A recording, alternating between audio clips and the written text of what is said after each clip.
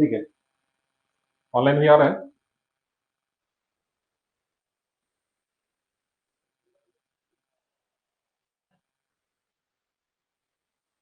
आ रहा है ना? ठीक। गुड इवनिंग ऑनलाइन जितने बच्चे।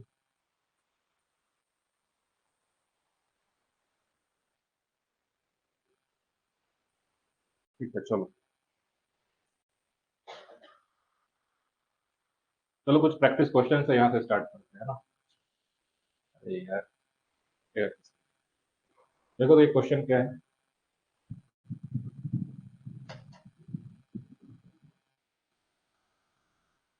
सेलेक्ट द करेक्ट स्टेटमेंट, ये सभी यूपीएससी का पीवाईक्यू क्वेश्चन। ठीक है, select the correct statements. Either of the two belts over the oceans at about 30 to 35 degree north and south latitudes is known as horse latitude. Horse latitudes are low pressure belts. बताओ क्या होगा इसका right answer.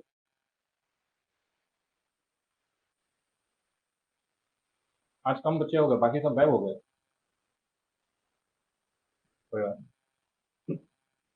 Either of the two belts,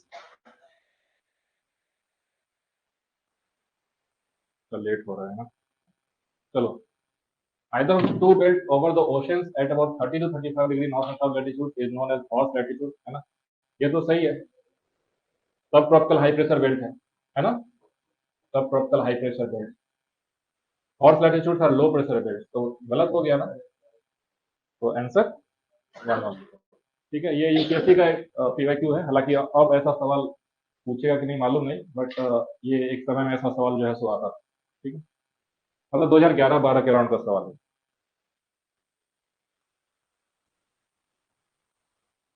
ठीक है, ये बताओ, what causes the wind to deflect toward the left in the southern hemisphere? Temperature of air, magnetic field of earth, earth rotation, या फिर pressure gradient force. Earth rotation हो जाएगा, है ना, कोरिलस फोर्स की वजह से। तो अर्थ रोटेशन इसका है सो राइट आंसर। ठीक है, ये भी यूपीएससी का पीवाईक्यू। ठीक है, तो अर्थ रोटेशन की वजह से क्या होता है, कोरियोलिस फोर्स होता है। ठीक है, कोरियोलिस फोर्स जो है सो कैसा फोर्स है, स्यूडो फोर्स। स्यूडो, है ना, स्यूडो फोर्स है, या फिर एपरेंट फोर्स भी बोलते हैं। एपरेंट, एपरेंट फोर्स है। और इसका मेन काम क्या होता है, तो जो भी मूविंग फ्लूइड्स है उसको डिफ्लेक्ट कर देना, है ना। अगर नॉर्दर्न हेमिस्फीयर में रहेगा तो किधर डिफ्लेक्ट करेगा, राइट वर्ड, है ना। और अगर साउदर्न हेमिस्फीयर है तो लेफ्ट वर्ड, है ना, लेफ्ट। एक कोड याद कर लो, ए एन सी, या फिर सी ए एन, जैसे भी याद कर लो, ए एन। ठीक है, इसके ऊपर कई बार सवाल पूछता है ना। ये क्या है, ए एन सी। तो ए से, है ना, ए से एंटी क्लॉकवाइज, एंटी क्लॉकवाइज। ठीक है, एन से नॉर्दर्न हेमिस्फीयर, नॉर्दर्न हेमिस्फीयर। सी से साइक्लोन। ठीक है, कई बार एग्जाम में जो है ये इसके ऊपर सवाल पूछ सकता है कि अगर कोई साइक्लोनिक कंडीशन अगर है नॉर्दर्न हेमिस्फीयर में, तो उसका जो डायरेक्शन होगा रोटेशन का, विंड्स का, वो कैसा होगा, तो एंटी क्लॉकवाइज होगा, एंटी क्लॉकवाइज। सेम इसको ऐसे करो कि अगर ए को हम लोग एंटी क्लॉकवाइज के जगह पे अगर एंटी साइक्लोन समझते हैं, एंटी साइक्लोन। ठीक है, anti cyclone in northern hemisphere will have a clockwise rotation, समझेंगे। और इसका जस्ट अपोजिट हो जाएगा साउदर्न में। तो बस ये याद रखना, ए एन सी करके, या फिर सी ए एन, जैसे भी सी ए एन भी याद रख सकते हो। तो अगर साइक्लोन होगा, है ना, और नॉर्दर्न हेमिस्फीयर में होगा, तो एंटी क्लॉकवाइज होगा। अगर एंटी साइक्लोन है और नॉर्दर्न हेमिस्फीयर है, तो क्लॉकवाइज होगा। ठीक है, ये आज हम लोग जो ट्रॉपिकल साइक्लोन को पढ़ेंगे डिटेल में, तो समझ में आ जाएगा कि क्यों ये है so anti cyclone, anti clockwise होगा। ठीक है, नेक्स्ट क्वेश्चन। ये सब यूपीएससी का पूछा हुआ question. Select the correct statements about roaring forties, है ना। ध्यान से पढ़ना और देखना कि कैसे यूपीएससी है सो ट्रैप करता है आपके साथ। आता हुआ सवाल में भी कई बार कंफ्यूजन क्रिएट कर देता है। They blow uninterrupted in the northern and southern hemisphere. They blow with great strength and constancy. Their direction is generally from north west to east in the southern hemisphere. Overcast skies, rain and raw weather are generally associated with them. B. B सही है। B क्यों सही है, northern में नहीं है, ठीक है। तो रोरिंग फोर्टीज ये सब जो है सो साउदर्न हेमिस्फीयर में, कल हमने पढ़ा भी था कि जो ये सभी है वेस्टर्ली विंड्स है ना, और वेस्टर्ली विंड्स जो है साउदर्न हेमिस्फीयर में है सो ज्यादा स्ट्रांग होता है, ज्यादा स्ट्रांग होता है ना। तो देखना किस तरीके से बारीकी से आपसे कॉन्सेप्चुअल जो है यहाँ पे पूछ है। कई बार क्या हो कि आपको लग रहा है ये तो सही ही लग रहा है, चलो 1 2 3 4 है ना सभी मार देते हैं, हालांकि वो ऐसा ऑप्शन दिया नहीं है ऑल करेक्ट वाला। लेकिन फिर भी अगर सिर्फ किसी को एक पता चल गया गलत है, तो देखो ये एक गलत, ये भी गलत, ये भी गलत, है ना, एलिमिनेट हो जाता है। लेकिन अब ये एलिमिनेशन मेथड जो है यूपीएससी जो है खत्म कर दिया है, ठीक है। Yes, B is the right.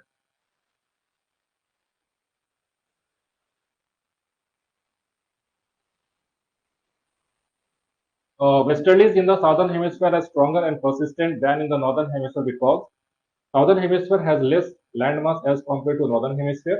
Coriolis force is higher in the southern hemisphere as compared to the northern hemisphere. बताओ कौन सा स्टेटमेंट है सो करेक्ट है? दोनों सही है।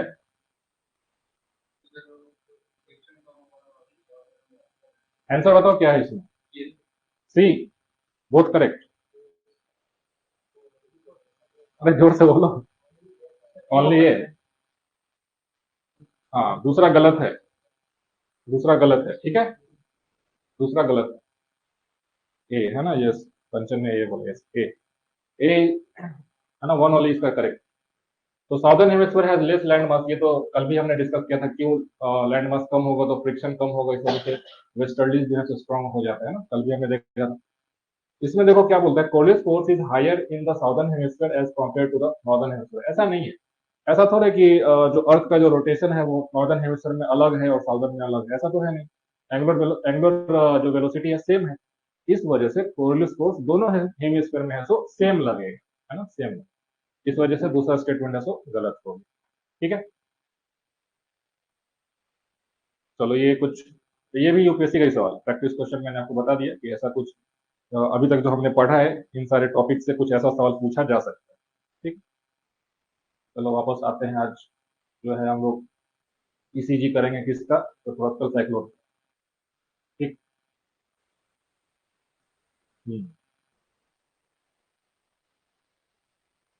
चलो ये है ट्रॉपिकल साइक्लोन, है ना, कल भी मैंने आपको बताया था।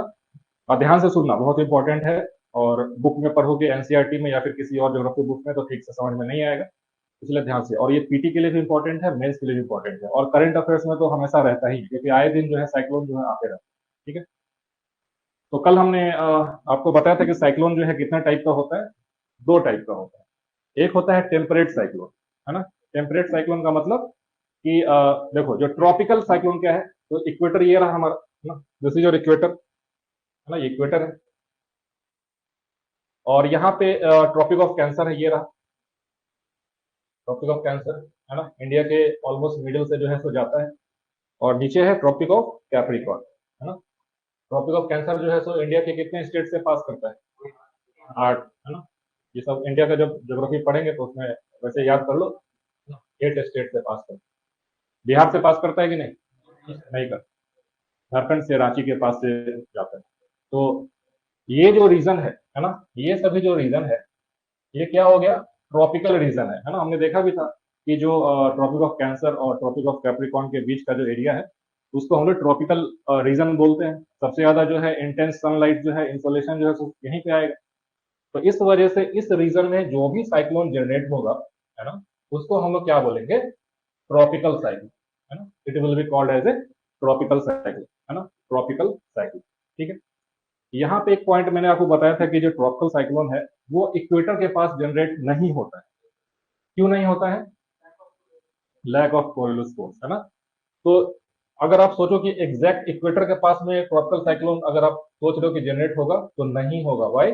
बिकॉज इक्वेटर पे कोरियोलिस फोर्स 0 होता है, और कोरियोलिस फोर्स का होना जरूरी है किसी भी ट्रॉपिकल साइक्लोन को जनरेट करने के लिए। क्यों? क्योंकि कोरियोलिस फोर्स अगर नहीं होगा तो विंड्स के अंदर जो है सो डिफ्लेक्शन नहीं होगा, और साइक्लोनिक जो सर्कुलेशन जनरेट होना चाहिए वो नहीं हो पाएगा, ठीक है। अब जो है इसके ऊपर का जो साइक्लोन है ना, सपोज कि यहाँ पे कोई साइक्लोन जनरेट हो गया, है ना, यहाँ पे कोई साइक्लोन जनरेट हो गया, ठीक है, इधर ऊपर वाले लैटिट्यूड में, ठीक है। तो उसको हम लोग क्या बोलते हैं, टेम्परेट साइक्लोन, है ना, temperate cyclone, these are the temperate cyclone.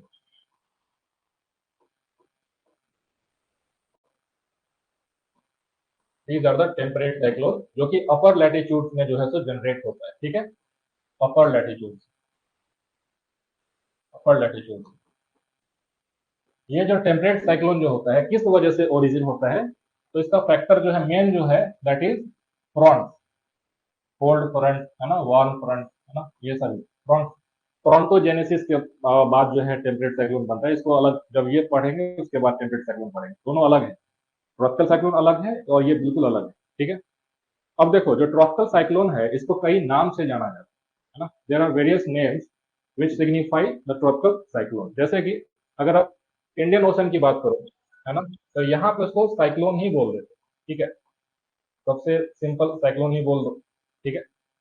अगर आप ऑस्ट्रेलिया के पास में हो है ना, इस वाले रीजन में हो, अगर यहाँ पे कोई साइक्लोन अगर जनरेट होगा उसको विली विली बोलते हैं, ठीक है, विली विली। अगर विली विली का अगर आप कहीं से रेफरेंस देखो तो that is basically tropical cyclone, ठीक है। अगर आप जापान वाले कोस्ट पे हो, यहाँ पे हो है ना, इसको टाइफून बोलते हैं, टाइफून बोलते हैं है ना। तो अगर कभी न्यूज में पढ़ो कि जापान के पास जो है एक टाइफून आया है, दैट मीन्स एक ट्रॉपिकल साइक्लोन जो है वहां पे जनरेट हुआ है, ठीक है। और अगर आप यूएस कोस्ट के पास में हो तो उसको हरिकेन बोलते हैं, ठीक है, हरिकेन। तो ये सभी जो है सो ट्रॉपिकल साइक्लोन्स के डिफरेंट नेम्स हैं डिपेंडिंग अपॉन की कौन से रीजन में है सो ओरिजिन उसका हुआ है, ठीक है। यहां तक समझ में आ गया, चलो,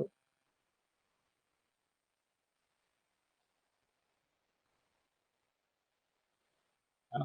तो वही मैंने बताया कि these tropical cyclones are typhoon और हरिकेन, है ना, इंटेंस सर्कुलर स्टॉर्म है which originates over the warm tropical oceans, warm tropical oceans, and it is characterized by low atmospheric pressure, high winds and heavy rain. Typhoons बोलते हैं, Willie Willie बोलते हैं, ये आगे चलते हैं, ठीक है। These are the factors which are responsible for the formation of tropical cyclones. ये इंपॉर्टेंट है ना, इसको समझना जरूरी है। व्हाट आर द फैक्टर्स, तो सबसे पहला फैक्टर देखो कि सी सरफेस का जो टेम्परेचर है वो ज्यादा होना चाहिए, है ना, sea surface temperature, sea surface temperature should be large, है ना, एस एस टी बोलते हैं, sea surface temperature, sea surface temperature, sea surface temperature, है ना। कौन है भाई, कोई बात नहीं। सी सरफेस टेम्परेचर जो है सो ज्यादा होना चाहिए, कितना, तो 27 डिग्री सेल्सियस से ज्यादा होना चाहिए, ठीक है। तो ट्रॉपिकल वाटर्स में ही बेसिकली आपका जो सी सरफेस टेम्परेचर होगा, है ना, समुद्र का, ओशन का जो सरफेस वाटर का जो टेम्परेचर है, तापमान है, वो 27 डिग्री से ज्यादा होगा ड्यूरिंग समर्स, ड्यूरिंग समर्स, ठीक है। और इसके वजह से क्या होगा, क्यों ऐसा होना चाहिए, तो देखो जो ट्रॉपिकल साइक्लोन्स होते हैं बेसिकली उसमें स्ट्रॉन्ग कन्वेक्शन होना चाहिए, है ना, कन्वेक्शन, कन्वेक्शन मतलब vertical upliftment of the air, ठीक है, कन्वेक्शन होना चाहिए। तो कन्वेक्शन एयर का कब होगा ज्यादा, जब नीचे का टेम्परेचर ज्यादा होगा, सी सरफेस का टेम्परेचर ज्यादा होगा, वहां से एयर जो है गर्म होकर के, वार्म होकर के ऊपर उठ जाएगा, है ना। दूसरा है presence of the Coriolis force, Coriolis force का होना जरूरी है। अगर कोरियोलिस फोर्स नहीं है तो विंड्स का है सो डिफ्लेक्शन नहीं होगा, और जब डिफ्लेक्शन नहीं होगा तो जो साइक्लोनिक जो फॉर्मेशन होना चाहिए वो नहीं हो पाएगा, है ना। तो Coriolis force is required for the deflection of the winds, deflection, deflection of the winds, ठीक है, यहां तक क्लियर है, डिफ्लेक्शन ऑफ द विंड्स। इसी वजह से यहाँ पे आप पॉइंट ऐड कर लेना कि since there is no Coriolis force at the equator, there is no possibility of any tropical cyclone at the equator, ठीक है, ये हो गया। Small variations in the vertical wind speed, low wind shear, low wind shear, wind shear जो है एक technical term है, इसको आप समझिए कि क्या होता है। विंड शेयर क्या होता है, देखो विंड शेयर क्या होगा, जैसे कि सपोज कि सरफेस पे है ना विंड का स्पीड और डायरेक्शन सपोज कि कुछ है, और इसके ऊपर में विंड का स्पीड और डायरेक्शन सपोज कि बहुत ज्यादा हो जाए, है ना, बहुत ज्यादा हो जाए, तो ये जो डिफरेंस है ना इसी को बोलेंगे, है ना, लार्ज विंड शेयर। तो wind shear is basically the difference in the magnitude and direction of the winds ये हॉरिजॉन्टल विंड शेयर भी हो सकता है और वर्टिकल विंड शेयर भी हो सकता है। समझ में गया? अगर दो विंड्स हैं और उसके बीच में ज्यादा डिफरेंस है डायरेक्शन में भी, सपोज कि एक जो है नॉर्थ ईस्ट मूव करे, दूसरा उसके अपोजिट मूव कर जाए, है ना, तो उसको बोलेंगे कि ज्यादा डिफरेंस है, तो that will be called as the, है ना, ग्रेटर विंड शेयर। तो ट्रॉपिकल साइक्लोन्स के बारे में हमने पढ़ा था, कल भी मैंने आपको बताया था कि उसका जो हाइट है वो कहां तक जाता है, ट्रोपोपॉज तक जाता है, कल हमने देखा था। तो अगर विंड सियर रहेगा, सपोज किसी रीजन में विंड सियर के नीचे का हवा का जो स्पीड है, डायरेक्शन है, वो कुछ और है, ऊपर में कुछ और है ना, बहुत ज्यादा डिफरेंस है, तो क्या ये जो वर्टिकल प्रोफाइल है साइक्लोन का वो वहां पे बन पाएगा क्या? नहीं बनेगा, नहीं बनेगा। इस वजह से जो ट्रॉपिकल साइक्लोन जो फॉर्मेशन होता है कहाँ पे, जहां पे लो वेरिएशन है एयर में, low variation, low variation in wind, है ना, इन विंड, ठीक है। और इसी को हम लोग क्या बोलेंगे, जहां पे लो विंड स्पीयर है ना, लो विंड स्पीयर, ठीक है, स्पीयर, लो विंड स्पीयर, समझ में आ गया? ठीक है, विंड स्पीयर। अब देखो नेक्स्ट जो है फैक्टर क्या है, a pre existing weak low pressure, ठीक है, a pre existing weak low pressure area और लो लेवल साइक्लोनिक सर्कुलेशन, ठीक है, इसको समझते हैं। और नेक्स्ट पॉइंट है upper air divergence above the sea level system, ये दोनों पॉइंट को एक साथ समझेंगे, ठीक। चलो देखो साइक्लोन कैसे बनेगा, है ना। Suppose this is a vast ocean, vast ocean है, ठीक है, और सपोज कि ये हमारा इधर, है ना, कॉन्टिनेंट हो जाएगा, है ना, कॉन्टिनेंट हो जाएगा, ये ओशन है। ओशन में जो है सो ऐसे कई सारे आइलैंड्स होते हैं। सपोज एक आइलैंड ऐसा है ना, ये ओशन फ्लोर है, सपोज, है ना। ऐसा तो है नहीं कि आइलैंड हवा में तैर रहा है पानी के ऊपर, वो भी नीचे कहीं जमा होगा बेस पे। Suppose this is the ocean basin है, ओशन बेसिन है, ओशन बेसिन है, ठीक है। और ये कोई एक आइलैंड है, एक आइलैंड है, ठीक है, आइलैंड है। यहाँ पे है सो सूरज बाबा है सर, ठीक है। ये क्या करेगा कि समर सीजन में बहुत ज्यादा इंसोलेशन जो है यहाँ पे पहुंचाएगा, ठीक है, बहुत ज्यादा। तो इसके वजह से क्या होगा, सोलर रेडिएशन इंसोलेशन की वजह से, क्या ये आइलैंड है सो गर्म होगा कि नहीं? आइलैंड है सो ज्यादा गर्म होगा in comparison to water bodies. Why? Because the specific heat of terrestrial land mass is lower than the oceans, इसका स्पेसिफिक हीट कम है। दैट मीन्स कि क्या ये जो आइलैंड है या फिर ऐसा ग्रुप ऑफ आइलैंड्स है, क्या वो ज्यादा हीट होगा कि नहीं? तो ज्यादा हीट होगा तो क्या यहाँ से एयर है सो राइज करेगा in comparison to the surrounding oceans, यहाँ पे से ज्यादा एयर राइज करेगा। तो क्या यहाँ पे एक लो प्रेशर क्रिएट किया कि नहीं, लो प्रेशर जोन क्रिएट किया कि नहीं? कितना लोग, आप लोग गर्मी में अगर कभी जाओ ऐसे खेत में ऐसा कहीं भी, तो आपको एक भंवर टाइप का दिख जाता है ना, मिट्टी जो है एकदम से उठता हुआ दिखता है।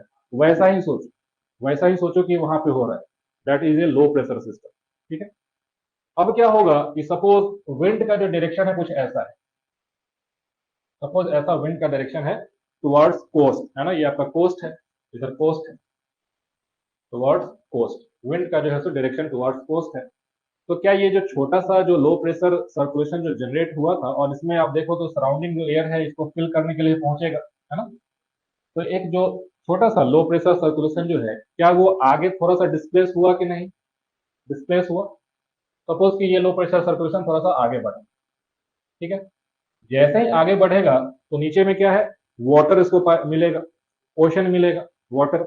ओशन कहाँ पे है, तो ट्रॉपिकल रीजन में है, यानी कि वार्म सरफेस है, 27 डिग्री सेल्सियस से ज्यादा का टेम्परेचर है। इसके वजह से क्या होगा कि यहाँ पे एयर और मॉइस्चर दोनों इसमें है सो मीट करेगा।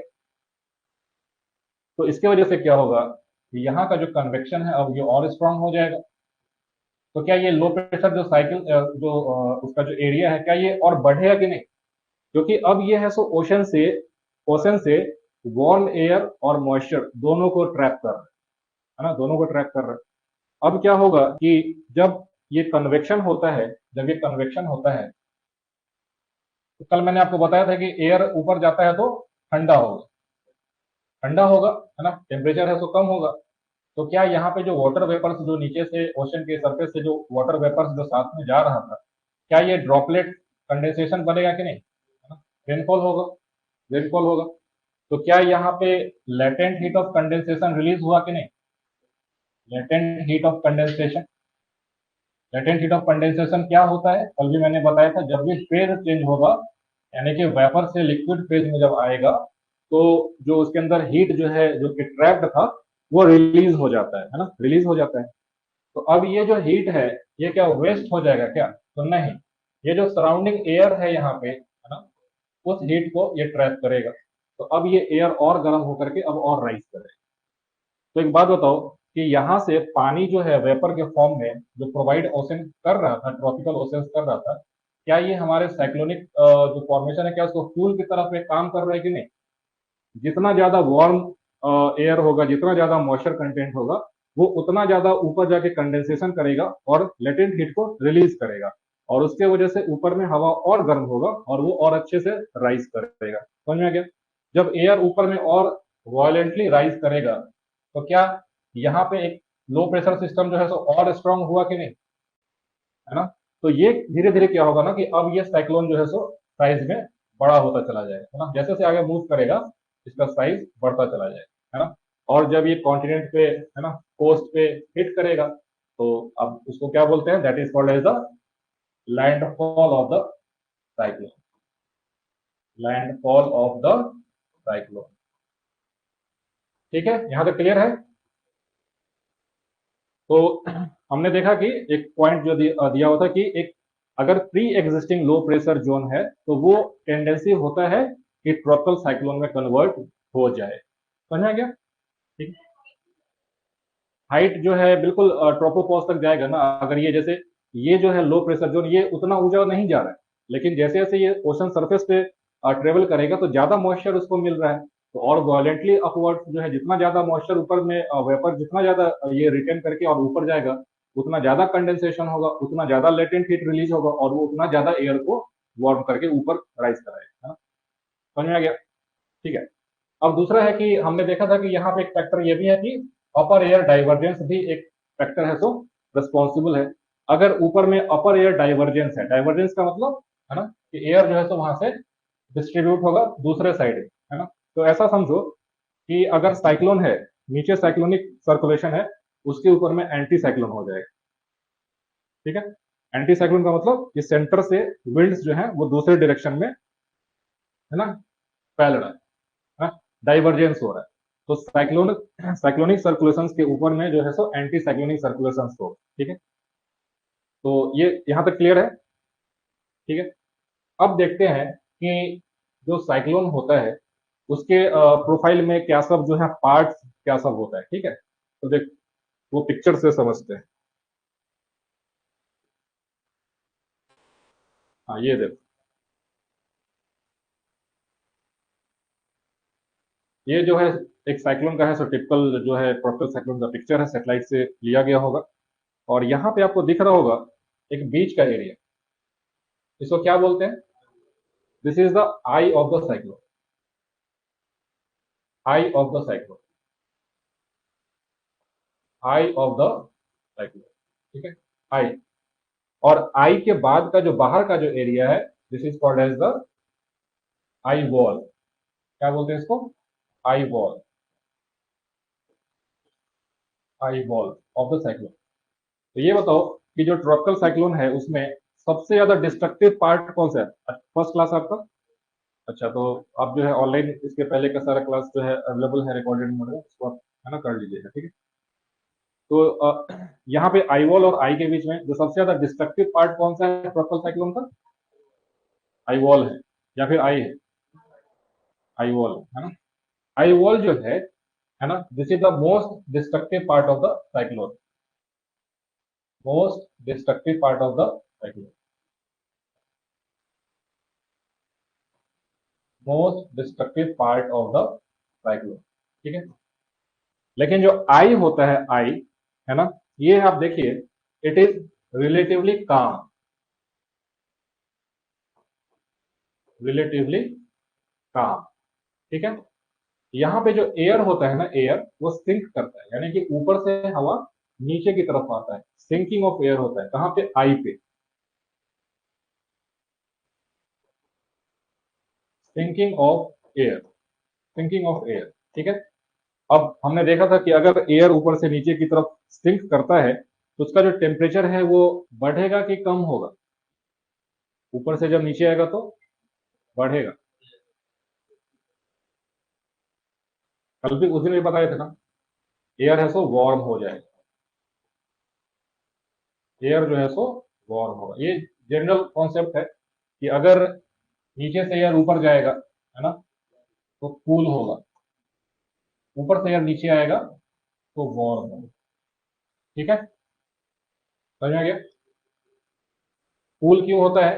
तो नीचे से जैसे आप ऊपर जाओगे तो एटमॉस्फेरिक प्रेशर है सो कम होता है, तो एक्सपेंशन होता है। जब किसी चीज में एक्सपेंशन होगा तो कूल होगा, लेकिन जब ऊपर से हवा नीचे आएगा तो कॉन्ट्रैक्शन होगा, है ना, कॉन्ट्रैक्शन होगा, या फिर कॉम्प्रेशन होगा, कॉम्प्रेशन होगा, और उसके वजह से जो है वार्म एयर होता है। इसी वजह से तो सब ट्रॉपिकल हाई प्रेशर बेल्ट पे हमने बताया था कि जो वार्म जो एयर है, सिंकिंग एयर है, वो वार्म हो जाता है और रेनफॉल नहीं होता है, ड्राई हो जाता है। याद आ रहा है? सब ट्रॉपिकल हाई प्रेशर बेल्ट पे जहाँ पे ऊपर से हवा नीचे की तरफ आता है, हेडलेस सेल का वो याद करो सर्कुलेशन। तो सब ट्रॉपिकल हाई प्रेशर बेल्ट जो है वहां पे काम जो है एयर होगा, ड्राई एयर होगा और वार्म एयर होगा, वहां पे रेनफॉल नहीं होता है। इस वजह से डेजर्ट्स को भी वो फॉर्मेशन सपोर्ट करता है। तो सेम यहाँ पे भी है कि अगर किसी भी एटमॉस्फेरिक सर्कुलेशन ट्रोपोस्फेयर में अगर हवा ऊपर से नीचे की तरफ आएगा तो रिलेटिवली वार्म हो जाता है। ठीक है, उसको क्या बोलते हैं? Adiabatic compression rule. ठीक है, वार्म हो जाएगा। तो ये आई के बारे में आप जान लो, है ना, ये कॉन्सेप्ट है। कई बार एग्जाम में जो है सवाल इस पे पूछता है ना, कि साइक्लोन्स के ऊपर पूछ सकता है कि डिस्कस ये consider the following statements with respect to eye and the eye wall of a tropical cyclone, और वहां पे ऐसे 3-4 स्टेटमेंट है सो बना सकता है। ठीक है, समझ में आ गया? अब यहाँ पे देखते हैं, है ना, जब हमने देखा आपसे ये पूछे कि वो जो अगर सपोज कि नॉर्दर्न हेमिस्फेयर है, नॉर्दर्न हेमिस्फेयर है, नॉर्दर्न हेमिस्फेयर है, तो इसमें जो साइक्लोन होगा, ट्रॉपिकल साइक्लोन, इसका डायरेक्शन कैसा होगा?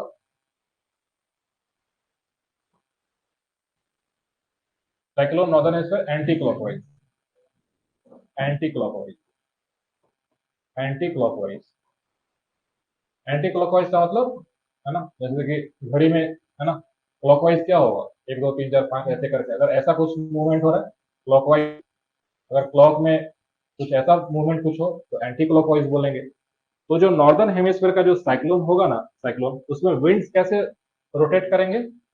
हाँ, कुछ इस तरह से। ठीक है, क्या ये आपको एक एंटी साइक्लोन एंटी क्लॉकवाइज वो दिख रहा है कि नहीं? है ना, एंटी साइक्लोन, ये एंटी क्लॉकवाइज। ठीक है, ऐसा क्यों होता है? ऐसा क्यों होगा? कोरियोलिस फोर्स के डिफ्लेक्शन की वजह से, है ना, due to the Coriolis force, due to Coriolis force, due to Coriolis force. देखो समझो कि हमने देखा था, है ना, हमने देखा था कि due to Coriolis force northern hemisphere में विंड्स में डिफ्लेक्शन किस साइड में होता है? राइट साइड में, अपने दाहिने तरफ मुड़ जाता है ना, दाहिने तरफ मुड़ जाएगा। ठीक है, तो सपोज कि एक साइक्लोन है ऐसे, जिसका एक लो प्रेशर जोन है, सेंटर का है जोन है, तो क्या यहाँ पे जो एयर है कुछ इस तरीके से डायरेक्ट, सॉरी ये वाला जो है टेढ़ा हो गया, अगर सीधा जो है वो ट्रेवल करना चाहेगा, है ना, आइडियली ऐसा होना चाहिए कि नहीं?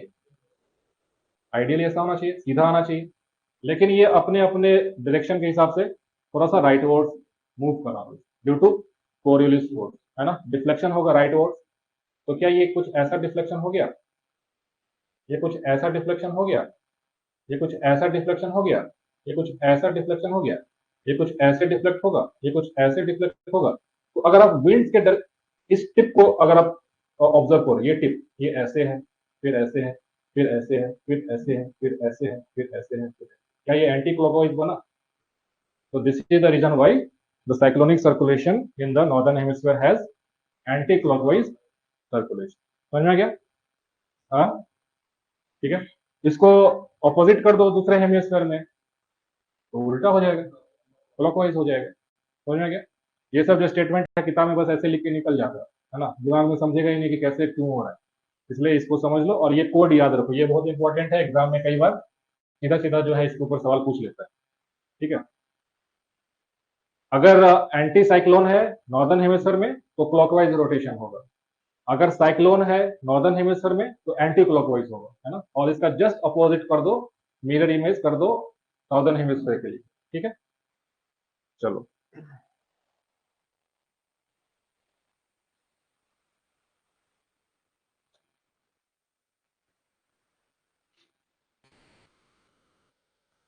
ये देखते हैं, चाहो तो इसका डायग्राम बना लो, है ना?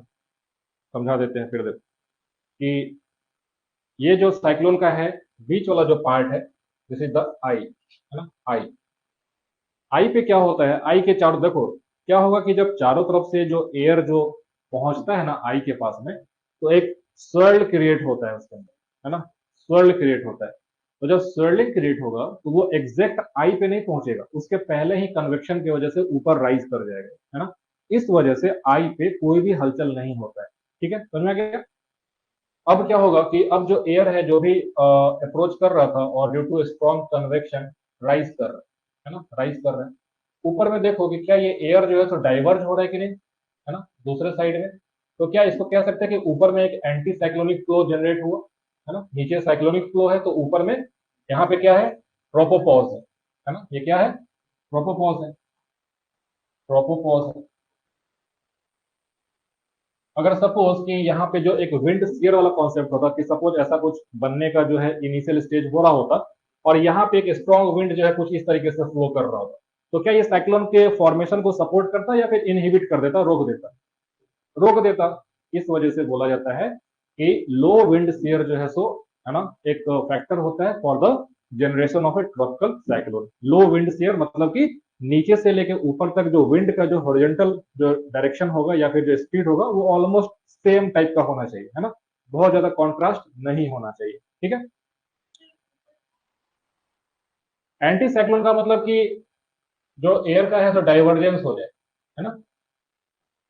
तो देखो साइक्लोन के सेंटर के पास से एयर ऊपर आएगा तो ऊपर जाके सब क्योंकि नीचे से इतना ज्यादा स्ट्रॉन्ग कन्वेक्शन हो रहा है और ये एयर ऊपर जाके डेंसिटी बढ़ेगा क्योंकि वो ठंडा भी हो रहा है, तो क्या वो डाइवर्ज नहीं करेगा ऊपर में, एंटी क्लॉकवाइज क्या, देखो ये मूवमेंट और ये मूवमेंट को अलग रखो, ये नीचे से मूव करके एयर ऊपर में पहुंचेगा। अब चूंकि एयर जो है ऐसा तो है नहीं कि बहुत ज्यादा इसमें हीट है कि और ऊपर स्ट्रेटोस्फेयर में जाएगा, ऐसा तो है नहीं। ऊपर जाते जाते वो ठंडा होगा, डेंसिटी बढ़ेगा और नीचे से है सो स्ट्रॉन्ग कन्वेक्शन जो है सो कंटिन्यूस आ रहा है, तो क्या ये आउटवर्ड पुश होगा कि नहीं, है ना। और जब आउटवर्ड पुश होगा तो फिर से उसके ऊपर जो है सो कोरियोलिस फोर्स लगेगा और उस हिसाब से डिफ्लेक्ट हो जाएगा, तो एंटी क्लॉकवाइज या फिर क्लॉकवाइज हो जाएगा, है ना, उस हिसाब से। ठीक है, तो देखो यहाँ पे कुछ चीजें आपको देखने को मिल रहा होगा कि जो ट्रॉपिकल साइक्लोन्स होते हैं ना, इसमें ऐसे कई सारे कन्वेक्टिव सेल्स होते हैं। जरूरी नहीं है कि सिर्फ एक ही सेल जो है आई के पास में मौजूद हो, ऐसे कई सारे जो है ना, पैरेलल कन्वेक्टिव सेल्स जो है सब प्रेजेंट होते हैं। इसको क्या बोलते हैं, these are called as rain bands. क्या बोलते हैं इसको, रेन बैंड। ठीक है, these are called as rain bands, है ना, yes, rain band. Rain band क्यों बोलेंगे, क्योंकि ऐसे कई सारे पैरेलल जो है कन्वेक्टिव कन्वेक्शन जो है सो हो रहा होगा और उसके वजह से जो है ना, यहाँ पे कंडेंसेशन होगा, क्लाउड्स, है ना, थंडर्स, ये सभी जो है सो फॉर्मेशन होगा और उसकी वजह से है सो बारिश काफी ज्यादा होगा, है ना। ठीक है, चलो एक चीज और समझते हैं कि अ, सबसे ज्यादा जो विंड का वेलोसिटी होगा वो कहाँ पे होगा, तो ये आई वॉल वाले रीजन में, है ना, आई वॉल वाले रीजन में, है ना। अगर जैसे कि हम लोग कई बार ये पूछते हैं, एग्जाम में सवाल आता है कि अगर ट्रॉपिकल साइक्लोन किसी एरिया में आने वाला है ना, आने वाला है, तो क्या होगा, बैरोमीटर में फॉल होगा या फिर राइज होगा, फॉल होगा, फॉल होगा, क्यों फॉल होगा, बिल्कुल, जो ट्रॉपिकल साइक्लोन है बेसिकली क्या है, it is a low pressure system, it is a low pressure system है। ठीक है, कल भी उस दिन भी मैंने आपको बताया था कि जो साइक्लोन है वो लो प्रेशर सिस्टम होता है। तो लो प्रेशर का सिस्टम है, इसका मतलब कि क्या होगा कि अगर साइक्लोनिक सर्कुलेशंस कहीं पे किसी एरिया में अगर लैंडफॉल हो रहा है या फिर होने वाला है, तो अगर वहां पे आप बैरोमीटर लगाओगे, बैरोमीटर मतलब कि जो एटमॉस्फेरिक प्रेशर को मेजर करता है, तो उसमें जो मरकरी का लिक्विड का जो लेवल होता है वो ड्रॉप हो जाएगा, है ना। उसी को फॉल इन मरकरी भी बोलते हैं, fall in mercury, fall in mercury, है ना, यानी कि drop in pressure, drop in pressure, ये समझ में आ गया, ड्रॉप इन प्रेशर। इसका जस्ट अपोजिट समझो कि अगर किसी एरिया में अगर ट्रॉपिकल ये एंटी साइक्लोन अगर अप्रोच करेगा, है ना, ये बीपीएससी में पूछा था 66 या 67 में, कि अगर किसी एरिया में एंटी साइक्लोन अगर अप्रोच कर रहा है तो वहां पे बैरोमीटर जो उसका रीडिंग है वो राइज होगा या फिर ड्रॉप होगा, राइज होगा, है ना, क्योंकि anti cyclonic circulation are high pressure systems, और जब वो किसी एरिया में अप्रोच करेगा तो वहां का जो प्रेशर है वो बढ़ जाएगा, है ना, इस वजह से बैरोमीटर में राइज हो जाएगा। ठीक है, अब दूसरा बात यह है कि साइक्लोन या फिर एंटी साइक्लोन किसी एक रीजन से दूसरे रीजन पे कैसे पहुंचता है, तो उसके पीछे कई सारे फैक्टर्स हैं, जैसे कि एक तो प्रिवेलिंग विंड्स, ठीक है, जो विंड्स जो फ्लो करता है ना वो भी साइक्लोन्स को मूव कराएगा, ठीक है। प्लस अगर ऊपर में आप जेट स्ट्रीम्स अगर वहां पे फ्लो कर रहे हैं तो जेट स्ट्रीम भी साइक्लोन्स को मूव करते हैं, है ना। सबसे ज्यादा जो टेम्परेट साइक्लोन्स जो होता है, टेम्परेट साइक्लोन्स, उसको जो पोलर जेट स्ट्रीम्स है प्लस जो सब ट्रॉपिकल जो जेट स्ट्रीम है, वेस्टर्ली जेट स्ट्रीम, वो उसको अपने साथ ड्रैग करता है ना, ड्रैग करता है। जैसे कि एक ये बता देते हैं आपको, है ना, समझिए, क्योंकि यहाँ पे ये मूवमेंट ऑफ साइक्लोन का जिक्र हुआ है तो एक इंपॉर्टेंट कॉन्सेप्ट बता दें। अभी जो है कल दिल्ली में बारिश हुई ना, आपने न्यूज में देखा होगा, है ना, बारिश हुआ वहां पे जो है काफी टेम्परेचर जो है सो कम हो गया, गर्मी से जो है सो राहत मिला लोगों को। तो वहां पे अभी बारिश होने का क्या तुक बनता है, क्या वो ओशन के किनारे है, क्यों हुआ बारिश वहां पे, लो प्रेशर क्रिएट हो गया, गर्मी तो बिहार में भी है। हाँ हाँ, विंड्स अफेक्ट करेगा किसको, मौसम को। हाँ हाँ, वो तो है, बादल बादल कब होगा, जब मॉइस्चर होगा उसमें तभी बादल बनेगा, है ना। तो देखो, अभी हालांकि थोड़ा सा लेट ये आया है, वेस्टर्न डिस्टरबेंस की वजह से, वेस्टर्न डिस्टरबेंस की वजह से दिल्ली में बारिश हुई, ठीक है, वेस्टर्न डिस्टरबेंस की वजह से दिल्ली में बारिश हुआ। अब इसका नाम वेस्टर्न डिस्टरबेंस क्यों है, तो इसमें वेस्टर्न एक वर्ड आपको दिख रहा होगा, है ना, वेस्टर्न डिस्टरबेंस, ठीक है, western disturbance, western disturbance basically क्या है, it is a it is a temperate cyclone, है ना, कैसा साइक्लोन है, temperate cyclone, temperate cyclone, temperate cyclone, temperate cyclone. तो दिल्ली जो है हमारा वो टेम्परेट रीजन में है कि ट्रॉपिकल रीजन में है, ट्रॉपिक ऑफ कैंसर से ऊपर में है तो सब ट्रॉपिकल रीजन में आएगा, एग्जैक्ट टेम्परेट नहीं बोलेंगे, है ना, लेकिन सब ट्रॉपिकल रीजन में है। तो ये जो वेस्टर्न डिस्टर्बेंस है बेसिकली क्या होता है, हालांकि इसका जो मेन जो फॉर्मेशन जो टाइम होता है बेसिकली आपको जनवरी से मार्च के बीच में ज्यादा आपको देखने को मिलेगा, जनवरी से मार्च में, है ना, यानी कि विंटर के समय, है ना, विंटर के समय जब पीक विंटर होता है उस समय वेस्टर्न डिस्टर्बेंस ज्यादा बनता है। आप देखो कि दिल्ली में हमेशा जो है ऑलमोस्ट 26 जनवरी को बारिश हो ही जाता है, रिपब्लिक डे के लिए, है ना, उस समय तो ठंडा होता है, सब लोग जो है रेनकोट ये सब वहां जो है पहन के जाते हैं, तो उस समय जो है वेस्टर्न डिस्टर्बेंस की वजह से है सो बारिश होता है। ये आपका एक मेडिटेरियन सी है ना, मेडिटेरियन सी, यहाँ पे एक साइक्लोनिक फॉर्मेशन होगा, टेम्परेट साइक्लोन का फॉर्मेशन होगा, और इसके ऊपर में हमने आपको बताया था, देखो जो विंटर का है ना, ये अभी एक एक्सेप्शन है ना, हम लोग इस वाले टाइम को आप कंसिडर करो जनवरी से मार्च के बीच में, तो क्या सन जो है सो अपेरेंटली साउदर्न हेमिस्फीयर में है कि नहीं है, पूरा का पूरा जो प्रेशर बेल्ट है वो भी साउथवर्ड शिफ्ट होगा, तो क्या जेट स्ट्रीम भी इस रीजन में जो है शिफ्ट होके आएगा कि नहीं, जो हिमालयाज है ना उसके पास में जेट स्ट्रीम जो है सो आ जाता है और हिमालयाज की वजह से दो पार्ट में डिवाइड भी होता है ना। ये जब इंडियन मानसून पढ़ेंगे तब आपको समझ में आएगा। तो कहने का मतलब है कि जेट स्ट्रीम जो ऊपर में जो फ्लो कर रहा था वो भी अब साउथवर्ड थोड़ा सा आ गया है, और यहाँ पे जो साइक्लोनिक कंडीशन जो जनरेट होगा उसको आगे पुश करके, है ना, यहाँ पे इंडिया के पास तक लेकर के आता है। और प्लस यहाँ पे वेस्टर्लीज भी होते हैं, है ना, वेस्टर्लीज जो प्रिवेलिंग विंड्स है और प्लस जो जेट स्ट्रीम्स है, ठीक है, वो दोनों कंबाइंड रूप से ये जो साइक्लोन है इसको इस पूरे एरिया में एशिया के पास से होते हुए बिल्कुल यहाँ पे इंडिया तक लेकर के आता है। और इसके वजह से आप देखिए तो पंजाब, हरियाणा, दिल्ली, है ना, इवन बिहार में भी कई बार जो ठंड में जो बारिश होती है वो इसी का प्रभाव रहता है। ठीक है, वेस्टर्न डिस्टर्बेंस का ही प्रभाव रहता है। और इसको हम लोग क्या बोलते हैं? Western disturbance is responsible for causing winter rainfall in northern India, है ना, विंटर रेनफॉल, विंटर रेनफॉल, ठीक है, इन, है ना, नॉर्थ वेस्ट बेसिकली लिखा जाता है नॉर्थ वेस्ट इंडिया, लेकिन इसका जो प्रभाव है वो कई बार बिहार तक भी देखने को मिलता है ना। समझ में आ गया? विंटर में होगा विंटर रेनफॉल, इसके वजह से वेस्टर्न डिस्टर्बेंस की वजह से। वेस्टर्न डिस्टर्बेंस क्या है? एक टेम्परेट साइक्लोन है। कहां पर ओरिजिन होता है? तो मेडिटेरियन सी वाले रीजन में, मेडिटेरियन के रीजन में। वो क्यों आगे ट्रेवल करेगा? तो वेस्टर्लीज के वजह से प्लस ऊपर में जो जेट स्ट्रीम है उन दोनों के कंबाइंड इफेक्ट की वजह से वो जो डिस्टर्बेंस है आगे ट्रेवल करेगा। समझ में आ गया?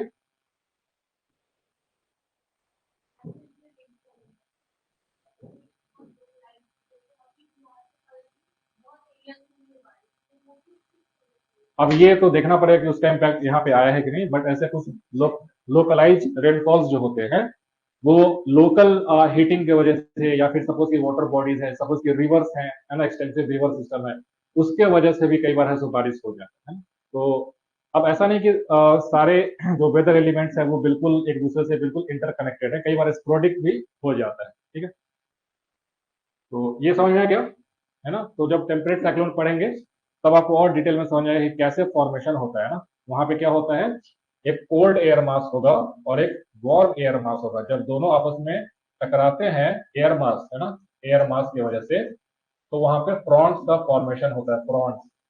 ठीक है, फ्रॉन्ट्स। और उसके वजह से जो है, हालांकि सारे फ्रॉन्ट्स साइक्लोनिक कंडीशंस साइक्लोन्स नहीं बनते हैं, बट टेम्परेट साइक्लोन्स बनने के लिए फ्रॉन्ट्स का बनना एसेंशियल है, मैंडेटरी है। ठीक है, चलो वापस उधर।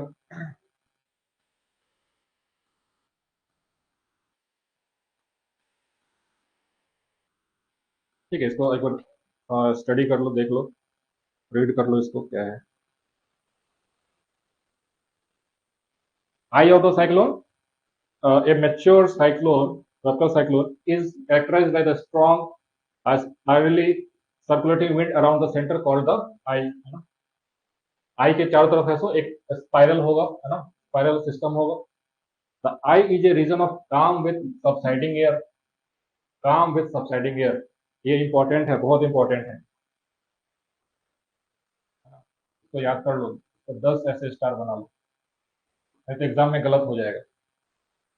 एग्जाम में क्या होगा कि आपको लगेगा कि आई पे जो है ऊपर की तरफ एयर फ्लो होता है, ऐसा नहीं है, उल्टा होता है, ऊपर से नीचे की तरफ आता है। ठीक है, अब जब ऊपर से नीचे एयर सिंक करेगा तो क्या वहां पे क्लाउड्स बनेंगे या फिर क्लाउडलेस होगा? सिंक कर रहा है तो क्लाउडलेस होगा, क्लियर स्काइज होगा, है ना, क्लियर स्काइज होगा। ठीक है, a characteristic feature of the tropical cyclones is the eye, a central region of clear skies, warm temperatures and low atmospheric pressure. अब जो कि ये पूरा का पूरा साइक्लोनिक सिस्टम का ही पार्ट है तो लो प्रेशर तो है ही, लेकिन ऊपर से एयर सिंक कर रहा होता है, इस वजह से क्लियर स्काइज हैं, क्लियर स्काइज हैं, प्लस वहां पे क्लाउड नहीं होगा, है ना, और रेनफॉल भी आई पे ज्यादा नहीं होता है ना, आई पे ज्यादा रेनफॉल नहीं होता। As the air subsides it compresses, है ना, कल भी मैंने आपको अभी भी बताया कि जब एयर ऊपर से नीचे सिंक करेगा तो कंप्रेशन होगा उसके अंदर, है ना, और जब कंप्रेशन होगा तो वार्म हो जाएगा, and so that the temperatures at the center of a tropical cyclone are some 5.5 degree Celsius higher than in other regions of the storm. यानी कि अगर एक स्टेटमेंट अगर आपसे एग्जाम में पूछा जाए कि consider the following statements with respect to the profile of a tropical cyclone, पहला स्टेटमेंट हो है ना कि the eye wall of the tropical cyclone is the most destructive part of the cyclone, तो सही होगा। दूसरा स्टेटमेंट ये है कि the temperature at the eye is relatively cooler than the eye wall, गलत हो जाएगा, गलत हो जाएगा है? क्योंकि आई पे क्या है, वार्म होगा है ना, वार्म होगा, प्लस वहां पे कामनेस होगा, एयर का सब्सिडेंस होगा है ना, तो नोट ही कर लो अच्छे से, सब्सिडेंस ऑफ एयर, सब्सिडेंस या फिर sinking of air, sinking of air at eye, कहां पे देख रहे हैं हम लोग, आई पे, at eye, sinking of air, sinking of air. अब सिंक होने की वजह से क्या होगा, कंप्रेशन होगा उसमें, कंप्रेशन होगा, और कंप्रेशन होने की वजह से वार्म होता है, वार्म हो जाता है, ठीक है। इसके वजह से ड्राई भी रहेगा, ड्राई भी रहेगा, क्लाउड का फॉर्मेशन नहीं होगा, तो क्लियर स्काईज होगा, क्लियर स्काईज, क्लियर स्काईज। समझ में गया है ना, जैसे कि कल वो डेजर्ट वाला जो पॉइंट था ना कि क्यों वहां पे क्लाउड्स नहीं होते हैं ना, एक पॉइंट था, इसी से रिलेट हो जाएगा वहां पे,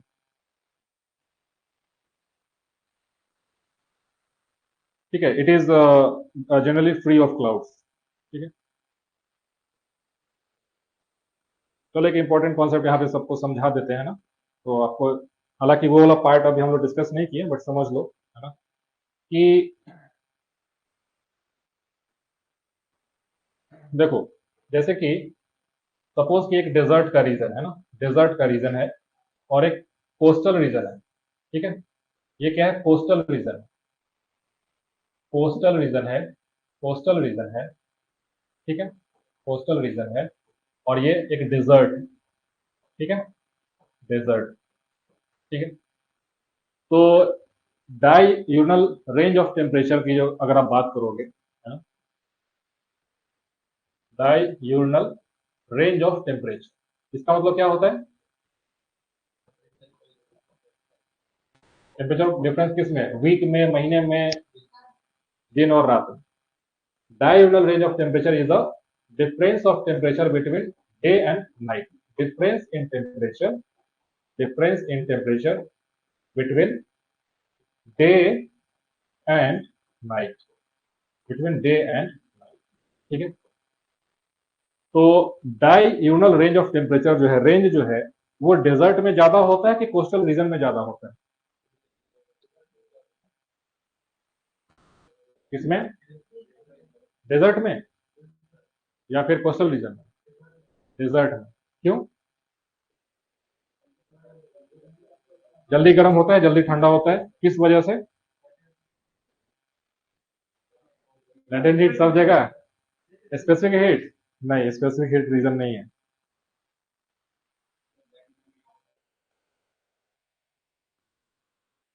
बोलो बोलो। तो वो तो लैंड में ये कोस्टल रीजन भी आएगा, डेजर्ट भी आएगा। डेजर्ट के बारे में जब मैंने आपको बताया था, तो आपको मैंने बताया था कि यहाँ पे जो है एयर का सब्सिडेंस होता है, एयर का सब्सिडेंस होता है, ठीक है ना, एयर का सब्सिडेंस होता है। तो दैट मीन्स कि, दैट मीन्स कि क्या यहाँ पे क्लाउड का फॉर्मेशन होगा क्या, क्लाउड्स बेसिकली है क्या, क्लाउड्स को समझो, जब वाटर वेपर अगर प्रेजेंट है एयर में, एयर पार्सल में, और जब वो ऊपर की तरफ राइज करेगा, तो कंडेंसेशन होगा और क्लाउड्स का फॉर्मेशन होगा। तो क्लाउड्स के फॉर्मेशन होने के लिए एक तो नेसेसरी कंडीशन है कि उसमें वाटर वेपर होना चाहिए, plus upliftment of the air होना चाहिए, उल्टा नहीं होना चाहिए कि नीचे हवा जो है बैठ रहा है। अगर सब्सिडेंस होगा तो ड्राई होगा, अगर वाटर वेपर प्रेजेंट भी होगा उस एयर में तो बारिश नहीं होगी, क्यों, क्योंकि एयर है सो सिंक कर रहा है, जब सिंक करता है तो एयर कंप्रेस्ड होता है और उसकी वजह से वार्म होता है, और जब एयर वार्म होता है तो उसका मॉइस्चर होल्ड करने का कैपेसिटी बढ़ जाता है, वो सैचुरेट नहीं होगा, अंडर सैचुरेट रहेगा, इस वजह से रेनफॉल नहीं होगा। समझ में गया। तो डेजर्ट्स के ऊपर क्या होता है कि एयर का जनरली सब्सिडेंस होता है, तो यहाँ पे क्लाउड्स नहीं होंगे, है ना, no clouds, no clouds, clouds नहीं है। तो इसकी वजह से क्या होगा, दिन में जो भी सनरेज आएगा, है ना, दिन में जो भी सनरेज आएगा, ऐसा देखो कि कभी जैसे सुबह में या फिर कभी भी ऐसा देखो कि सन जो है ऐसा कुछ बादल आकर के ढक दिया उसको, तो क्या सनरेज आता है अपने पास? नहीं आता है। लेकिन जैसे ही बादल हटता है तो डायरेक्ट सनरेज आने लगता है। सेम वैसे ही सोचो कि डेजर्ट में हो रहा होगा, है ना, कि बादल तो है नहीं, बादल है नहीं, तो दिन के समय है सो बहुत ज्यादा हीटिंग होगा, बहुत ज्यादा हीट होगा, तो टेम्परेचर है सो राइज कर जाएगा, है ना। अब क्या होगा कि सपोज कि ये दिन में जो है पूरा वार्म अप हो गया, है ना, अब नाइट के समय जो है सन तो अपना चला गया, सूरज चला गया, क्लाउड्स है नहीं, तो अब ये वापस हीट को रिलीज करेगा, रिलीज करेगा। तो क्या ये रात में जो है सो ज्यादा इसका टेम्परेचर फॉल हो जाएगा कि नहीं? तो दिन में सपोज कि डेजर्ट का टेम्परेचर चला गया 45 डिग्री सेल्सियस या फिर इससे ज्यादा 48 डिग्री सेल्सियस चला गया सपोज, और रात में जो है 5 पे 10 पे, है ना, कुछ ऐसा टेम्परेचर आ गया, तो क्या दोनों के बीच का वेरिएशन फ्लक्चुएशन रेंज काफी ज्यादा है कि नहीं? तो इस वजह से डेजर्ट्स में या फिर ऐसा रीजन जहां पे सिंकिंग ऑफ एयर होगा, वहां पे डाययूनल रेंज ऑफ टेम्परेचर भी ज्यादा होगा। समझ में आ गया? कोस्टल रीजन रीजन में क्या होता है कि यहाँ पे क्या है, ओशन है, तो ओशन क्या करता है, सी ब्रिज और लैंड ब्रिज जो है सो चलता रहता है ना, ये हम लोग समझ लेंगे बाद में। सी ब्रिज और लैंड ब्रिज क्या होता है, इससे टेम्परेचर जो है, हीट जो है सो मिक्सअप होते रहता है, तो कोस्टल एरियाज में टेम्परेचर बहुत ज्यादा वेरी नहीं करता है ना। अगर आप अभी भी नेट पे देखो वेदर में, जो अगर चेन्नई का या फिर कोलकाता, कोलकाता तो खैर थोड़ा ऊपर हो गया, चेन्नई हो गया, मुंबई हो गया, है ना, वाइजैक हो गया, अगर इन सब रीजन का टेम्परेचर आप देखो दिन में भी और रात में भी, तो बहुत ज्यादा वेरिएशन नहीं आपको देखने को मिलेगा, है ना। सेम नहीं रहेगा, बट जैसे कि डेजर्ट वाले रीजन में जितना वेरिएशन होगा, है ना, उतना ज्यादा नहीं देखने को मिलेगा। ठीक है, तो इसको क्या बोलते हैं, इसको बोलते हैं moderating effect of the oceans, moderating effect, moderating effect, moderating effect of the oceans. इस वजह से कोस्टल रीजन में टेम्परेचर वेरिएशन बहुत ज्यादा नहीं होता है। लेकिन आप दिल्ली में चले जाओ, है ना, दिल्ली जो है वहां पे अगर आप गर्मी में जैसे अभी रहोगे तो लगेगा जैसे कि आपको वो तंदूर वाला जो भट्टी होता है ना, उसी में बैठा दिया है ना, इतना गर्म करेगा। और जब विंटर सीजन आएगा, है ना, दिसंबर जनवरी में, तो लगेगा कि डीप फ्रीजर में बैठा दिया गया है। क्यों ऐसा होता है? क्योंकि कोई भी आसपास ओशन या सी नहीं है। इस वजह से मॉडरेटिंग इफेक्ट जो है ओशंस का, क्योंकि वहां पर प्रेजेंट नहीं है, तो टेम्परेचर एक्सट्रीम होगा हमेशा। लेकिन जो भी कोस्टल रीजन होगा थ्रू आउट द वर्ल्ड, उसका जो टेम्परेचर होगा वो मॉडरेट रहेगा और बहुत ज्यादा वेरिएशन नहीं होता है। समझ में गया? तो ये एक एक्स्ट्रा ये था, हालांकि इसको हम लोग फिर से जब हम लोग विंड्स और बाकी सारा चीज पढ़ेंगे ना, तो ये पॉइंट वहां पे फिर से आएगा, लेकिन क्योंकि यहाँ पे थिंकिंग का और ये वाला जो है कॉन्सेप्ट था, इसलिए मैंने आपको बता दिया। ठीक है, अब देखते हैं आई वॉल के बारे में। ठीक है, eye wall and rain band, the most dangerous and destructive part of a tropical cyclone is the eye wall, eye wall, eye wall. ठीक है, हेयर विंड्स आर स्ट्रॉन्गेस्ट, बहुत ज्यादा स्ट्रॉन्ग विंड होगा। Rainfall is heaviest, rainfall heaviest क्यों होगा? तो convection है सो ज्यादा होगा यहाँ पे, एयर जो है सो राइज कर रहा है, नीचे से वाटर वेपर को कैरी कर रहा है, तो वाटर वेपर जो है ऊपर में राइज करेगा, ठंडा होगा, कंडेंसेशन हो जाएगा, और उसकी वजह से रेनफॉल बहुत ज्यादा होगा, क्लाउडीनेस होगा। यहाँ पे कौन सा क्लाउड से बनता है? तो cumulo nimbus cloud, cumulo nimbus cloud. ठीक है, क्यूमुलस का ये दो वर्ड से बना है, क्यूमुलस और निम्बस। क्यूमुलस का मतलब होता है कॉटन, कॉटन के जैसा, है ना, और निम्बस का मतलब होता है रेन या फिर वाटर, वाटर बियरिंग अगर क्लाउड है तो उसको निम्बस बोलते हैं। तो क्यूमुलो निम्बस क्लाउड, जैसे कि कई कई बार आप देखो कि आसमान में आपको कुछ ऐसा बादल जो है ना, कुछ ऐसा दिखेगा, लगे जैसे कि रुई का गोला किसी ने पूरा ऐसा बड़ा बड़ा कर दिया, है ना। तो this is basically your cumulo nimbus cloud. अगर इसमें मॉइस्चर, अगर इसमें वेपर रहेगा, तो ये क्यूमुलो निम्बस क्लाउड हो जाएगा। जैसे कि आप देखो तो कई बार जब वेदर खराब होगा, बारिश आने वाला होगा, तो ऐसे डार्क क्लाउड्स, है ना, देखने को मिलता है, तो वो सभी क्यूमुलो निम्बस क्लाउड्स होते हैं। ठीक है,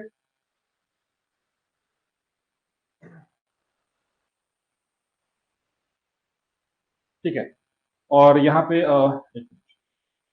and deep convective clouds rise from close to the earth surface to the height of 15,000 meters, है ना, ट्रोपोपॉज के पास तक पहुंच जाता है ना, क्योंकि साइक्लोनिक कंडीशन है तो इंटेंस कन्वेक्शन होगा यहाँ पे, इंटेंस कन्वेक्शन, इंटेंस कन्वेक्शन, ठीक है, ये हो गया।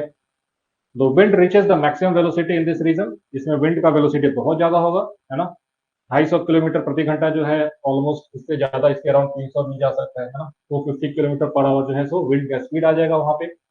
और टोरेंशियल रेन अकर से, टोरेंशियल मतलब कंटिन्यूअस रेनफॉल होगा। From the eye wall rain bands, है ना, ऐसे कई सारे रेन बैंड्स होते हैं, may radiate and it trains of and rains of cumulus and cumulonimbus clouds may drift into the outer region. In addition to deep convective cells, compact regions of vertical air movement surrounding the eye, there are often secondary cells arranged in bands around the center. These bands, commonly called rain bands, spiral into the center of the stalk. है ना, तो ये rain bands का ही बारे में समझ आ गया कि कैसे कई सारे रेन बैंड्स जो हैं वो एक ट्रॉपिकल साइक्लोन में होगा, है ना। अब देखो एक चीज और समझो कि इसको फिगर से बता दें। अच्छा, एक फिगर तो इसी में था ना, ऊपर में था, ये रहा।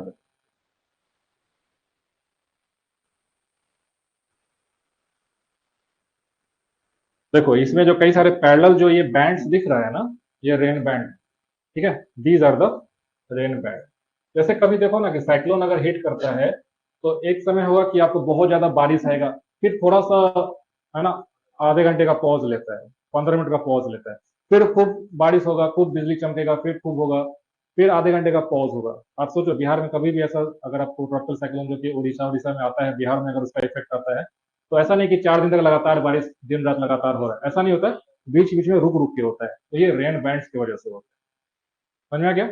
जैसे कि सपोज कि ये रेन बैंड पहले हिट करेगा तो इसमें बहुत ज्यादा कन्वेक्शन होगा, क्लाउड फॉर्मेशन होगा, बारिश हो जाएगा, फिर ये बीच का थोड़ा सा गैप रहेगा, तो इसमें जो है आपको नॉर्मल विंड स्पीड, मतलब विंड स्पीड तो ज्यादा रहेगा बट इसके कंपेरिजन में कम रहेगा।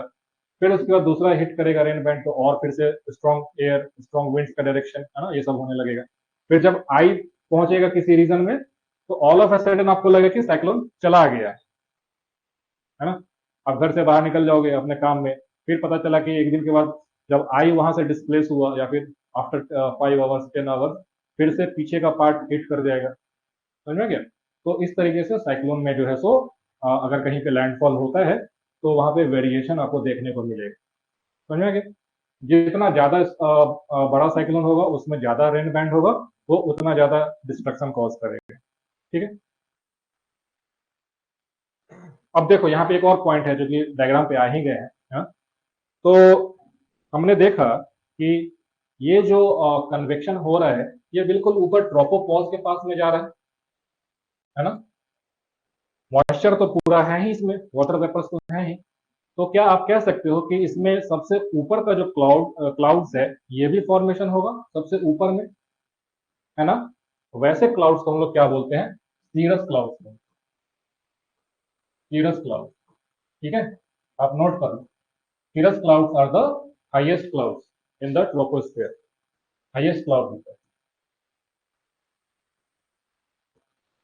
highest clouds, ठीक है, highest clouds, ठीक है। cirrus clouds को अगर आप कभी देखो, है ना, कभी देखो, ऑब्जर्व करो, है ना, कभी भी छत पे जाओ, ऐसे बाहर कहीं बैठो तो बादल वादल को देखा करो, है ना, तो थोड़ा सा साइंटिफिक जो है वो भी एक पर्सपेक्टिव मिलता है।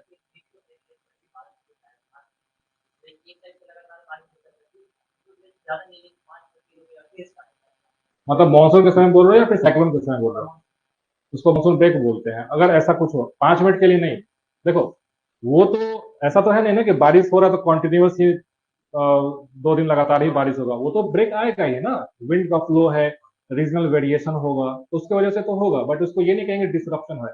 डिसरप्शन जैसे कि मानसून में क्या होता है, कई बार आप देखो बिहार में या फिर नॉर्दर्न प्लेन्स में, अगर सपोज कि 5 दिन बारिश हुआ, अब 10 दिन तक बारिश ही नहीं हुआ, पूरा धूप तेज है, आपको लगे रहे क्या मानसून चल रहा है, ना बारिश हो रहा है ना कुछ हो रहा है, गर्मी उल्टा बढ़ गया, फिर उसके बाद जो है 10 दिन बाद बारिश होगा, उसको बोलते हैं मानसून ब्रेक, है ना। मानसून ब्रेक जो है अगर आप हम लोग इंडियन ज्योग्राफी पढ़ेंगे तो वहां पे डिटेल में बताएंगे, बट यहाँ पे समझो monsoon break is the dry and wet spell of the monsoon, है ना।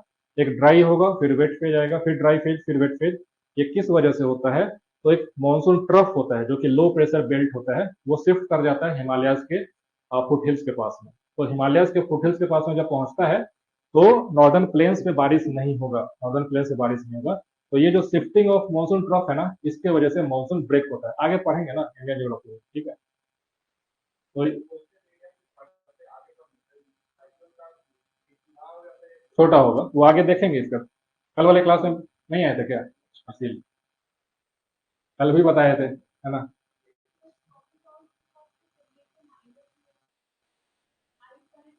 तो वही तो बता रहे हैं। जो सीरस क्लाउड्स होता है ना, इसमें वाटर ड्रॉपलेट्स नहीं होते हैं, इसमें आइस पार्टिकल्स होते हैं। समझ गया? ये इतना ज्यादा हाइट पे है ना, इसमें आइस पार्टिकल्स होते हैं। ठीक है। देखो एक चीज और बताते हैं। ये जो सीरस क्लाउड्स है, आप देखो कि यहाँ पे जो सीरस क्लाउड्स का फॉर्मेशन, अगर कभी, हाँ वो मैं बता रहा था कि अगर आप कभी बादल को ऑब्जर्व करोगे ना, तो बादल के कई सारे शेप्स आपको देखने को मिलेगा, है ना। जैसे कि आप कभी देखो, अगर कभी ऐसा बादल दिखे, है ना, जनरली ऐसा ही दिखता है ना, जनरली ऐसा ही दिखता है। ये है, तो अगर इसमें मॉइस्चर होगा तो ब्लैक डार्क कलर का हो जाएगा, तो क्यूमुलो निम्बस कहलाएगा। अगर सिर्फ प्लेन व्हाइट है तो क्यूमुलस हो जाएगा, है ना, क्यूमुलस हो जाएगा। लेकिन आप देखो कभी कभी आपको बादल ऊपर में है ना, ऐसा ऐसा ऐसा थिन शीट टाइप का दिखाई देता है ना, ऐसा ऐसा बादल दिखाई देगा, है ना, बिखरा बिखरा टाइप का, है ना, ऐसा ऐसा बादल, है ना, ऐसा ऐसा ना, थिन शीट जैसा दिखाई देता है। और ये काफी हाइट पे होगा, है ना, काफी हाइट पे होता है। These are cirrus clouds. ठीक है, सीरस क्लाउड्स होता है, सीरस क्लाउड्स होता है। ठीक है। अब चूंकि ये इतना हाइट पे है कि इसमें जो वाटर वेपर होगा वो कंडेंस होकर के, और फिर उसमें जो है आइस के फॉर्म में, यानी कि आइस पार्टिकल्स इसमें रहते हैं। आइस पार्टिकल्स, आइस पार्टिकल्स, है ना, आइस पार्टिकल्स इसमें रहते हैं सीरस क्लाउड्स। तो ये जो है ना, सपोज कि यहाँ पे एक डायग्राम से ऐसे समझो, है ना, ये हम लोग इधर कॉन्टिनेंट पे ऐसे, है ना, कोस्टल एरिया में जो है आराम से घर पे आराम से, है ना, छत पे जो है बैठे हुए हैं सब लोग। ठीक है। और इधर जो है बे ऑफ बंगाल में, है ना, साइक्लोनिक कंडीशन जो है सो बन रहा है। हम लोग है सो निश्चिंत होकर के सोए हुए हैं, है ना, छत पे बैठे हुए हैं, मार रहे हैं बैठ के। अब ये क्या होगा कि ऐसा कुछ साइक्लोन ऊपर तक जाएगा, है ना, ऊपर तक इसका जो है सो अपड्राफ्ट होगा। तो क्या यहाँ पे ये सीरस क्लाउड जो है सो बनेगा कि नहीं? यहाँ पे डाइवर्जेंस हो रहा है कि नहीं? तो ये सीरस क्लाउड जो है सो आगे मूव करेगा कि नहीं?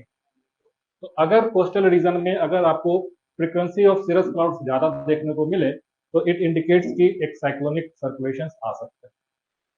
समझ में आ गया? तो cirrus क्लाउड्स या फिर हाई ऑल्टीट्यूड क्लाउड अगर कोस्टल रीजन में अगर उसका फ्रीक्वेंसी ज्यादा देखने को मिलता है, दैट मीन्स कि एक साइक्लोनिक सर्कुलेशन जो है सो मिड ओशन में कहीं पे जनरेट हुआ है ना। तो ये भी एक फैक्टर है जो कि हमें पहले से अलर्ट कर सकता है कि साइक्लोन आने वाला है। समझ में आ गया? Cirrus clouds. दूसरा देखो, क्योंकि सीरस क्लाउड्स का जिक्र है, एक चीज और बताते हैं। आप लोग कितना बार जो है कभी देखो, है ना, मून है और इसके चारों तरफ एक रिंग आपको दिखाई देता हो। कभी देखना, रात में ऑब्जर्व करना, ये रेयरली होता है, हमेशा नहीं होगा, है ना। उसको हेलो बोलते हैं, हेलो अराउंड द मून। ठीक है। You will see there is a ring around the moon, है ना, बादल जैसा रिंग, एक लाइट सा दिखेगा, है ना, हेलो अराउंड द मून। कई बार आपको देखने को मिलेगा, है ना। आप अगर कभी ऑब्जर्व करते हो, वैसे आज के समय में लोगों को जो है इन सब में इंटरेस्ट रहा नहीं, है ना, मोबाइल में और इंस्टाग्राम में ज्यादा बिजी रहते हैं। कभी नेचर को ऑब्जर्व करोगे तो समझ में आएगा, है ना। तो हेलो अराउंड द मून देखने को मिलता है, अराउंड द मून। ठीक है। ये बेसिकली क्या होता है, क्यों होता है, कब होता है? तो अगर आपके अपर एटमॉस्फेयर में अगर cirrus क्लाउड्स ज्यादा हैं, cirrus क्लाउड्स ज्यादा हैं, तो cirrus क्लाउड सपोज कि यहाँ पे, है ना, cirrus क्लाउड, cirrus क्लाउड है, cirrus क्लाउड अगर सपोज है, देखो ऐसे होता है। हम लोग यहाँ से सपोज कि जो है ऑब्जर्व कर रहे हैं, यहाँ मून है, मून से है सो लाइट रिफ्लेक्ट होकर के जो है आएगा, और सपोज कि यहाँ पे जो है सो सीरस क्लाउड, तो ये जो लाइट यहाँ पे आता है ना, तो क्या होता है कि जो आइस पार्टिकल्स होते हैं, आइस पार्टिकल्स में वो उसको उसके अंदर क्योंकि मीडियम चेंज होता है तो ना रिफ्रैक्शन होगा, रिफ्रैक्शन होगा, रिफ्रैक्शन की वजह से आपको बेंडिंग ऑफ लाइट होगा और वो एक रिंग जैसा आपको, जैसे कि आप ये देखिए जो हमारा रेनबोज जो बनता है ना, वाटर ड्रॉपलेट्स में व्हाइट रेज पास करेगा फिर डिस्पर्शन होकर के सात रंग में वो ऐसे टूट जाता है। लेकिन यहाँ पे क्या होगा कि आइस जो पार्टिकल्स हैं उसके थ्रू जब मून का जो रेज है वो जब जाएगा तो आपको एक रिंग जैसा देखने को मिलेगा। समझ में आ गया? तो कई बार आपको न्यूज में ऐसा है ना, कुछ लोग या फिर यूट्यूब पे जो होते हैं बहुत सारे ऐसे जो ज्ञानी लोग होते हैं कि लगता है कुछ बहुत भारी संकट आने वाला है पृथ्वी पे, है ना, चांद के चारों तरफ ऐसा कुछ रिंग है तो देखा गया है। अब बाकी अनपढ़ जनता पागल, है ना, कि भाई अब तो लगता है गए खत्म, है ना, अपना जो भी अपना जीवन का जो भी है उसको त्यागो अब चलो, है ना। तो ये इस वजह से होता है ना। समझ में आ गया? Halo around the moon is due to the cirrus clouds और उसमें आइस पार्टिकल्स होते हैं, इसके वजह से जो है वो जनरेट होता है। और वापस हम लोग साइक्लोन पे आ जाते हैं। ये एनसीईआरटी का डायग्राम है ना। तो कभी एग्जाम में अगर ट्रॉपिकल साइक्लोन आपसे पूछे तो इससे अच्छा डायग्राम बनाने को आपको मिलेगा नहीं, ऐसा ही डायग्राम कॉपी पेस्ट कर देना एग्जाम में। एनसीईआरटी का ये है ना। यहाँ पे भी वही सब चीज है कि देखो ये आई है, आई है, ये आई वॉल है, आई वॉल है। यहाँ पे कई सारे रेन बैंड आपको देखने को मिलेगा, है ना। आई वॉल में है सो वर्टिकल अपलिफ्टमेंट जो है बेसिकली, है ना, हो रहा है, आउटफ्लो होगा ऊपर में, अपर एयर डाइवर्जेंस हो रहा होगा। तो यहाँ का आई पे, यहाँ से जो एयर है सिंक कर जाएगा, एयर सिंक करता है कहाँ पे, आई पे सिंक करता है। इसके वजह से सब्सिडेंस की वजह से वार्म वार्म एयर हो जाएगा, है ना, वार्म हो जाएगा। तो आई का जो टेम्परेचर होगा वो आई वॉल से ज्यादा होगा, ज्यादा होगा। आई पे जो है सो कोई भी क्लाउड्स का फॉर्मेशन नहीं होगा। क्यों? क्योंकि एयर है सो सिंक कर रहा है, सबसाइड कर रहा है। लेकिन यहाँ पे देखो निम्बस क्लाउड्स है, क्यूमुलस क्लाउड्स है ना, ये सब रीजन में आपको क्लाउड्स काफी देखने को मिलेगा। थंडर होगा, लाइटनिंग होगा, सब होगा। ठीक है, प्रलय आ जाएगा, है ना। अच्छा वो चांद के चारों तरफ अगर दिख गया तो ठीक है। बाकी और इसमें क्या ही बताएं। हम्म, P1 P2। अच्छा ये प्रेशर और टेम्परेचर का जो है प्रोफाइल बनाया गया है, एटमॉस्फेरिक प्रेशर का और ये सब चीज़ का। ठीक है, ये सभी मिली बार में होगा, 200 मिली बार, 300 मिली बार ऐसे करके, है ना। तो जैसे जैसे सेंटर की तरफ जाओगे तो लो प्रेशर होता जाएगा, है ना, बाहर जाओगे तो हाई प्रेशर मिलेगा। ठीक है, ये सभी आइसोबार्स है ना। तो जो साइक्लोन होता है उसमें क्लोज्ड जो है सर्कल आइसोबार्स का होता है ना, सर्कल आइसोबार्स होता है।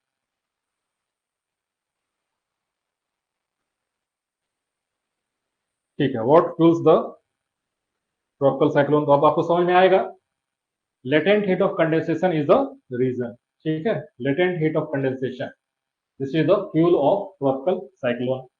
ठीक है, तो अगर जैसा कि उस समय भी आपने बोला कि जो है डिसिपेट हो जाता है ना, तो डिसिपेट होने के कई सारे जो है सो रीजंस हो सकते हैं। जैसे कि अगर साइक्लोन जो है अगर पहुंच जाए, लैंडफॉल हो जाए उसका, तो सी से तो कट ऑफ हो गया ना, ओशन से कट ऑफ हो गया, नीचे से मॉइस्चर जो उसको मिल रहा था, है ना, वो तो नहीं मिलेगा। मॉइस्चर नहीं मिलेगा तो लेटेंट हीट ऑफ कंडेंसेशन भी अब नहीं मिलेगा साइक्लोन को। उसकी वजह से एयर अब वार्म होकर के और ऊपर इंटेंसली राइज नहीं करेगा। इस वजह से अब वो वीक होता चला जाएगा, है ना। तो जैसे जैसे आप कोस्टल एरिया से इंटीरियर की तरफ साइक्लोन मूव करेगा वो डाई आउट होना चला जाएगा। ठीक है, या फिर सपोज कि अगर साइक्लोन कुछ इस तरीके से मूव करे कि वहां पे रास्ते में जो है कोल्ड ओशनिक करेंट्स उसको मिल जाए, ये भी तो पॉसिबिलिटी है ना, कि साइक्लोन जो है मस्ती में आगे जा रहा था कि जाके पूरा एकदम हाहाकार मचाना है, रास्ते में कोल्ड ओशनिक करेंट्स मिल गया उसको, तो क्या होगा, फिर से वो नीचे से टेम्परेचर उसका कट ऑफ हो गया, जो है वाटर वेपर ऊपर में राइज नहीं करेगा, तो फिर से साइक्लोन जो है ट्रॉपिकल साइक्लोन वो वीक पड़ जाएगा। ठीक है, या फिर कुछ ऐसे रीजन में चला जाए जहां पे विंड सियर पहले से मौजूद हो, है ना। तो अगर हाई विंड सियर वाले रीजन में चला जाएगा तो भी तो साइक्लोन का वर्टिकल प्रोफाइल जो है सो डिसरप्ट हो जाएगा, है ना। तो ये सभी फैक्टर्स जो है अगर कहीं पे ऐसा हो जाए तो अगर साइक्लोन अगर इनकाउंटर करता है ऐसे फैक्टर्स को तो वो डिसिपेट हो जाता है। लेकिन मोस्ट ऑफन जो है अगर वो लैंडफॉल कर गया, है ना, मोस्ट ऑफन जो है लैंडफॉल हो गया तो उसका है सो डिसिपेशन हो जाएगा। ठीक है। Water vapour and heat from the warm ocean to the overlying air primarily by evaporation from the sea surface. As the warm moist air rises, it expands and cools, quickly becoming saturated and releasing latent heat of condensation, है ना? latent heat of condensation ये important है। ठीक है। Latent heat of condensation का उल्टा क्या होता है? लेटेंट हीट ऑफ इवेपोरेशन, है ना? लेटेंट हीट ऑफ इवेपोरेशन, जैसे कि अगर आप लिक्विड को गर्म करोगे, जैसे कि वाटर है उसको गर्म करो तो स्टीम बन जाता है, तो वो जो फेज चेंज होता है उसमें टेम्परेचर राइज नहीं होता है। तो आप जो है सो हीट तो दे रहे हो, लेकिन टेम्परेचर तापमान क्यों नहीं बढ़ रहा है? क्योंकि फेज चेंज में वो एनर्जी चला गई है ना, लिक्विड से स्टीम बनने में। सेम उल्टा, जब वेपर है जो कि उसका गैसियस फॉर्म है वाटर का, और जब वो लिक्विड में यानी कि वाटर बनेगा, तो वो उतना हीट जो पहले लेके रखा था वो वापस लौटा दिया, और लौटाया तो किसको मिला? उसके आसपास के हवा को, और वो हवा गर्म होकर के और राइज कर जाएगी। ठीक है। The column of air in the core of the developing disturbance is warm. देखो मैंने बोला कॉलम ऑफ एयर जो है सो वार्म हो जाता है, क्यों? Due to the heat release during during the condensation of water, है ना, उसकी वजह से। And moistened by this process, the temperature difference between the warm rising air and the cooler environment causes the rising air to become buoyant, further enhancing its upward movement. देखो इसको समझो।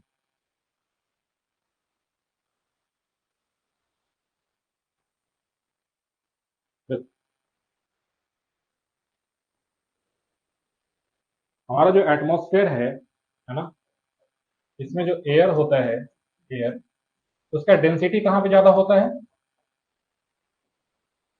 Density सबसे ज्यादा नीचे में होगा, नीचे में डेंसिटी ज्यादा होगा, है ना? थोड़ा ऊपर बढ़ो तो अब जो है एयर है सो डिस्पर्स होने लगेगा, और ऊपर चले जाओ पार्टिकल्स के बीच का गैप और बढ़ गया। समझा गया ना? इसको विजुलाइज कर पा रहे होगे? ठीक। नीचे में है तो ज्यादा डेंसिटी है, ठीक है, यहाँ पे थोड़ा सा इससे ज्यादा होगा बट यहाँ से कम होगा। ऐसा हमारा एटमॉस्फेयर है, ठीक है, ऐसा कुछ होगा। तो डेंसिटी डिफरेंस की वजह से आप ये कह सकते हो कि यहाँ पे है सो हाई प्रेशर होगा नीचे में, है ना? नीचे हाई प्रेशर है क्योंकि यहाँ पे ज्यादा वेट है एटमॉस्फेयर के एयर का। तो यहाँ का जो एटमॉस्फेरिक जो टेम्परेचर होगा, ट्रोपोस्फेयर की बात कर रहे हैं, क्या यहाँ पे टेम्परेचर है सो ज्यादा होगा कि नहीं? है ना? लेकिन जैसे जैसे आप ऊपर जाओगे एटमॉस्फेयर में, तो टेम्परेचर आपको ड्रॉप होगा, है ना? डेंसिटी ड्रॉप होगा, प्रेशर ड्रॉप होगा, है ना? सब कुछ ड्रॉप होने लगा। अब यहाँ पे सपोज कि ये जो है सो ओशन के पास है, सपोज कि यहाँ पे ओशन है, ओशन है, ओशन में क्या हुआ? ट्रॉपिकल ओशन में सन जो है इंसोलेशन जो है सो प्रोवाइड कर रहा होगा, इसके वजह से यहाँ का जो एयर होगा, सपोज कि ये जो एयर है ना, ये जो एयर है, अब ये वार्म होकर के राइज करना शुरू किया, राइज करना शुरू किया, है ना? तो आप एक बात बताओ कि ये जो एक टेम्परेचर ड्रॉप है नीचे से ऊपर तक जाने में, इसको क्या बोलते हैं? लैप्स रेट बोलते हैं, लैप्स रेट, लैप्स रेट, ठीक है, lapse rate, normal lapse rate, normal lapse rate. It is the reduction in the temperature as we go up in the troposphere, है ना? It is the reduction in temperature, ठीक है, reduction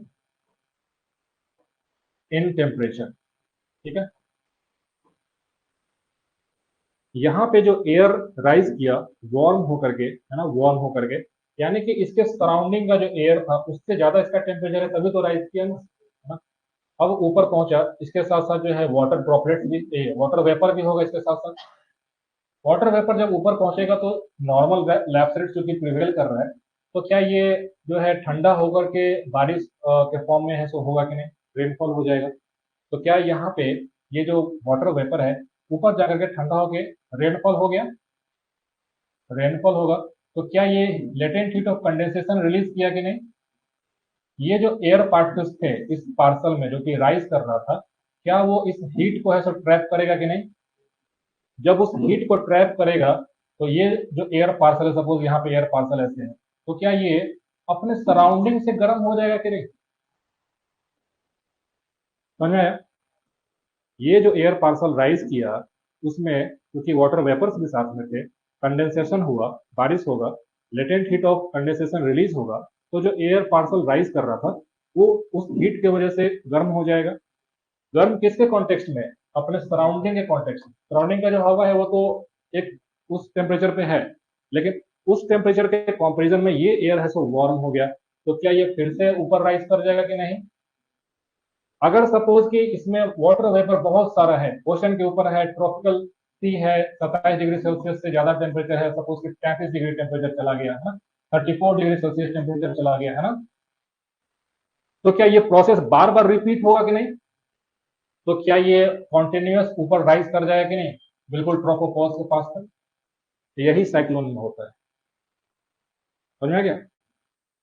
और ये जितना इसका जो अप ड्राफ्ट जितना स्ट्रांग होगा, नीचे से जो विंड है वो उतना इसको स्ट्रांगली फिल करने का कोशिश करेगा, और जब ये जितना स्ट्रांगली पहुंचेगा, कोरियस फोर्स को इससे डिफ्लेक्शन होगा और वो साइक्लोन ग्रो कर जाएगा। समझ में आ गया? तो this is the basic principle जिस पे आपका ट्रॉपिकल साइक्लोन जो है सो काम करता है। अब यहाँ से वही समझो कि सपोज कि ये जो है इधर कॉन्टिनेंट पे या फिर लैंड मास पे जो है ये पहुंच गया साइक्लोन, तो नीचे से जो वेपर का जो वाटर वेपर का जो सप्लाई था, हीट का जो सप्लाई था, वो कट ऑफ हो गया। तो अब एनर्जी ही नहीं मिलेगा, तो फिर वो किधर उसका कन्वेक्शन होगा और कहाँ उससे जो है राइजिंग होगा, तो धीरे धीरे साइक्लोन जो है सो डाई आउट हो जाएगा, डिसिपेट कर जाएगा। समझ में गया? तो वही पॉइंट ये यहाँ पे लिखा गया है ना, सबसे लास्ट वाला पॉइंट अगर आप पढ़ो तो यही है। The column of air in the core of the developing disturbance, disturbance मतलब साइक्लोनिक डिस्टर्बेंस है ना, दिस इज योर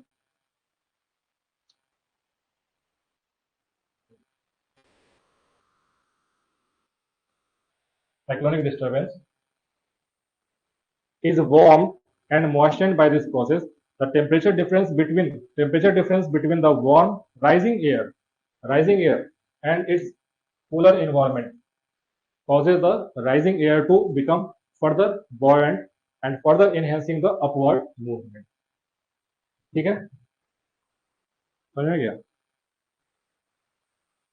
चलो, अब इसके बाद जो है ट्रॉपिकल साइक्लोन में आपको दिक्कत नहीं होगा, है ना? तो यही सब पॉइंट है जो मैंने आपको बताया, है ना, कि कैसे डिसिपेशन होगा। तो when its lose its fuel source, है ना, तो loss of warm water as a heat source, है ना, वार्म वाटर का कैसे लॉस होगा? तो जब लैंडफॉल हो जाएगा साइक्लोन का, है ना, कोस्टल एरियाज में आ जाएगा और जैसे से आगे मूव करेगा तो उसका जो है कट ऑफ हो जाएगा, वार्म ओशन वाटर से कट ऑफ हो जाएगा, उसकी वजह से है सो उसका जो इंटेंसिटी है वो भी कम होने लगेगा और धीरे धीरे है सो साइक्लोन डाई कर जाएगा, डेथ हो जाएगा। फ्रिक्शन ओवर लैंड, है ना, ये भी एक रीजन है कि चूंकि लैंड के ऊपर जो है सो फ्रिक्शन भी ज्यादा रहता है, इसकी वजह से साइक्लोनिक कंडीशंस, जो साइक्लोनिक का जो विंड का जो सर्कुलेशन है वो भी स्पीड कम होगा। जब स्पीड कम होगा तो उसमें डिफ्लेक्शन कम होगा, क्योंकि मैंने आपको बताया था कि जो कोरियलिस फोर्स है वो जितना ज्यादा विंड का स्पीड होगा उसको उतना ज्यादा डिफ्लेक्ट करेगा। तो अब नीचे फ्रिक्शन आ गया, अब जब फ्रिक्शन आएगा तो उसमें उतना डिफ्लेक्शन नहीं होगा, जब डिफ्लेक्शन नहीं होगा तो स्पाइरल नहीं बनेगा, और स्पाइरल नहीं बनेगा तो वीक हो जाएगा। ठीक है? डिसरप्शन ऑफ द आई, है ना, अब जो साइक्लोन का जो मेन सेंटर है आई, वही डिसरप्ट हो जाए, है ना, जैसे कि अगर the eye of it calm weather at the centre, when the eye moves over land it gets disrupted by the terrain, है ना, leading to the collapse of the storm's inner structure, है ना, यानी कि आई जो है सो डिस्टर्ब हो जाएगा, है ना। सियर विंड्स, जो कि मैंने आपको बताया, सियर विंड्स, विंड सियर्स, अगर विंड सियर ज्यादा हो जाए किसी रीजन में, विंड सियर का मतलब क्या होता है? विंड सियर का मतलब होता है difference between the wind profile, wind profile मतलब कि विंड का स्पीड और डायरेक्शन। अगर विंड शेयर ज्यादा होगा तो भी साइक्लोन को सपोर्ट नहीं करेगा, अगर विंड शेयर कम है तो फेवर करेगा साइक्लोन कंडीशंस को। ठीक है? Wind share which is a change in wind speed और direction with altitude can also contribute to the dissipation of tropical cyclones. The strong wind shear can tilt or displace the upper part of the storm, है ना, मैंने आपको बताया कि suppose कि cyclone ऐसे है ना, ऊपर तक जा रहा है और ऊपर में विंड का एक, सपोज कि जेट स्ट्रीम के पास पहुंच गया, सपोज ऊपर में जेट स्ट्रीम है, तो क्या ये साइक्लोन के टॉप पार्ट को ऐसा डिस्प्लेस कर दिया कि नहीं, कट ऑफ कर दिया कि नहीं? तो बस कहानी खत्म उसका साइक्लोन का, है ना। तो फेवरेबल फैक्टर क्या होना चाहिए? लो विंड शेयर होना चाहिए, लो विंड शेयर।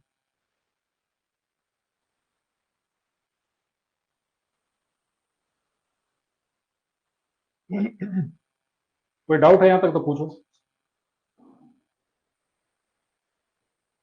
ऑनलाइन में किसी को डाउट है?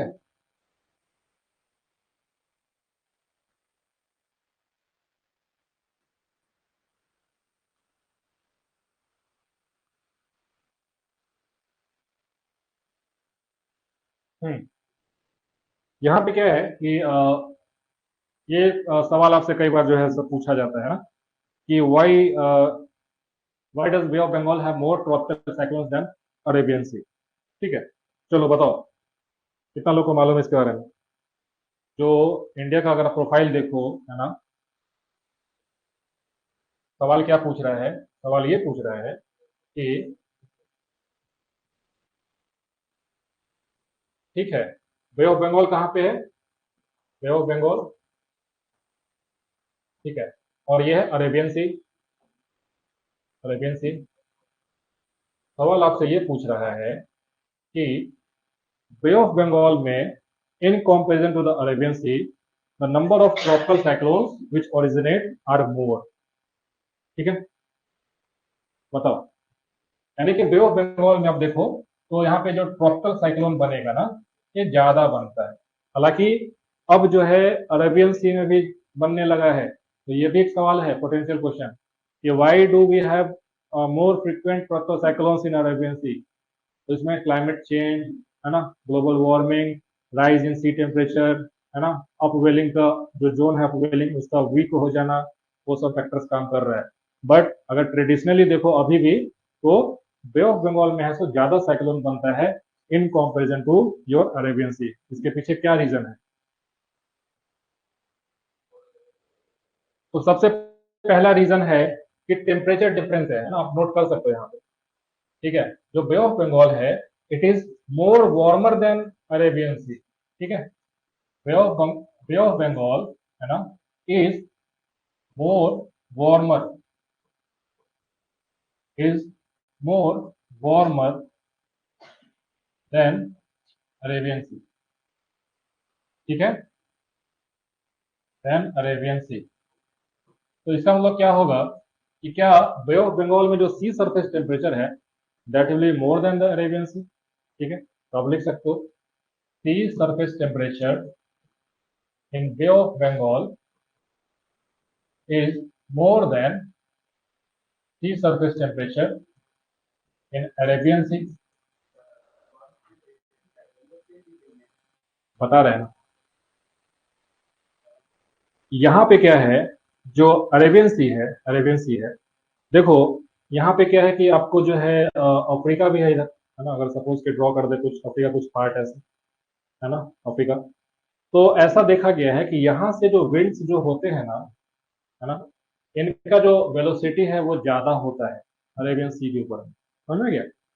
तो अगर किसी भी रीजन में वाटर बॉडीज के ऊपर अगर विंड्स स्ट्रांग होगा ना, तो वाटर को डिस्प्लेस करता है। ओशन करंट्स पढ़ोगे तो उसमें समझ में आएगा, वाटर को डिस्प्लेस करता है। तो अरेबियन सी का जो वाटर है ना, वो ज्यादा डिस्प्लेस होता है, ज्यादा इंटरमिक्स होता है। इसके वजह से थर्मल प्रोफाइल उसमें ज्यादा, क्योंकि यहाँ का जो भी हीट होगा, जो जैसा तुमने बोला कि एक ही लैटिट्यूड पे है, हीट वहां पे पहुंच रहा होगा, वो हीट है तो रीडिस्ट्रीब्यूट हो जाता है। समझ में गया? लेकिन जो बे ऑफ बंगाल है, यहाँ पे जो wind in comparison to the Arabian sea, it is not that strong. समझ में गया? इस वजह से जो बे ऑफ बंगाल होगा उसका सी सरफेस टेम्परेचर ज्यादा होता है। समझ में गया? अब देखो, अब चूंकि ये विंड यहाँ पे स्ट्रॉन्ग है, तो विंड स्पीयर ज्यादा कहाँ पे होगा? अरेबियन सी में कि बे ऑफ बंगाल में? अरेबियन सी में। अगर विंड स्पीयर ज्यादा है, तो क्या ये ट्रॉपिकल साइक्लोन को फेवर करेगा कि उसको डिसरप्ट करेगा? डिसरप्ट करेगा। तो ये भी एक रीजन है कि wind shear in Arabian Sea is more than the wind shear in Bay of Bengal. Therefore, tropical cyclones do not form that much frequently as compared to Bay of Bengal. समझ में आ गया? तीसरा point देखो, Arabian सी में क्या है कि यहाँ पे एक अपवेलिंग जोन भी है। अपवेलिंग का मतलब क्या होता है? अपवेलिंग का मतलब, हाँ, अपवेलिंग का मतलब कि suppose this is your ocean, और अगर नीचे से डीप ओशन से अगर वाटर सरफेस पे आ जाए, इसको अपवेलिंग बोलते हैं, अपवेलिंग। तो नीचे का पानी बहुत ठंडा है, कोल्ड वाटर से। तो जब अपवेलिंग होता है, अपवेलिंग होता है, तो उसके वजह से जो सरफेस का जो वाटर है उसके साथ मिक्स करेगा, तो टेम्परेचर थोड़ा सा मॉडरेट लेवल पे आ जाएगा। समझ में आ गया? तो ये भी एक फैक्टर है जिसके वजह से यहाँ का सी सरफेस टेम्परेचर उतना नहीं हो पाता है। हालांकि इसमें भी आप देखो तो टेम्परेचर जो है, अगर वहां पे अगर सपोज कि बे ऑफ बंगाल का टेम्परेचर 33 डिग्री सेल्सियस है, तो यहाँ ऐसा नहीं कि 20 या 22 रहेगा, यहाँ पे भी आपको 25, है ना, 26, कुछ ऐसा टेम्परेचर रेंज में है, तो 27 इस रेंज में रहेगा। बट एक वेरिएशन रहता है। ठीक है, ये हो गया। प्लस और भी कुछ फैक्टर्स हो सकते हैं यहाँ पे। एक तो मैंने आपको बताया कि सी सरफेस टेम्परेचर हो गया, एक विंड शेयर हो जाएगा, अपवेलिंग हो जाएगा। और हाँ, देख, इंडिया का अगर आप ये देखो, टोपोग्राफी देखो, क्या यहाँ पे आपको वेस्टर्न घाट देखने को मिलता है? तो वेस्टर्न घाट जो है एक कॉन्टिन्यूअस जो है माउंटेन रेंज आप कह सकते हो अपने वेस्टर्न कोस्ट पे। तो अगर ऐसा कुछ ट्रॉपिकल साइक्लोन बन रहा हो, साइक्लोनिक जिसमें विंड्स जो है फ्लो कर रहा हो, और ऐसा बीच में कोई माउंटेन माउंटेन आ जाए, तो क्या उसको डिस्टर्ब करेगा कि नहीं करेगा? करेगा। तो ये भी एक टोपोग्राफी फीचर है इंडिया का, जो कि इसको है सो प्रोहिबिट करता है, एक मतलब अनफेवरेबल कंडीशन जो है यहाँ पे। लेकिन जो हमारा ईस्टर्न कोस्ट है, ईस्टर्न कोस्ट है, अगर आप ईस्टर्न घाट की भी बात करो, तो डिसकॉन्टिन्यूस, ईस्टर्न घाट्स जो है सो डिसकॉन्टिन्यूस है। इसके वजह से भी ये जो है हमारे बे ऑफ बंगाल में जो ट्रॉपिकल साइक्लोन्स बनते हैं उसको फेवर कर देता है। ठीक है। तीसरा एक और फैक्टर आप देख सकते हो, हालांकि मैंने वो पीपीटी में लिख दिया है, बट देखो क्या है, समझ लो। ट्रॉपिकल साइक्लोन्स कब आपको देखने को मिलेगा, है ना? तो जनरली आफ्टर मानसून, है ना, आफ्टर मानसून। आफ्टर मानसून मतलब जून जुलाई अगस्त सितंबर, जून से सितंबर है।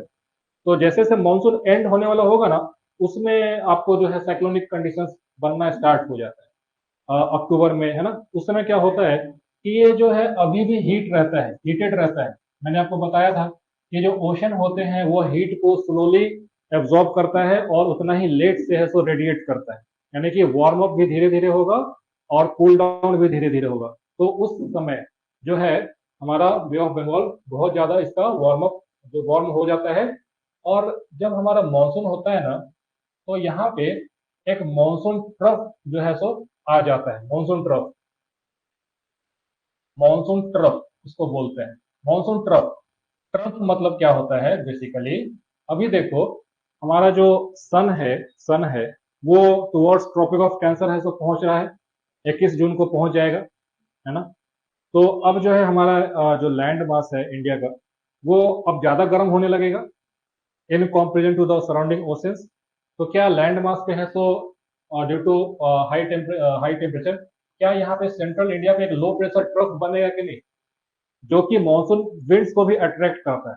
ये सब पढ़ेंगे मानसून में, है ना।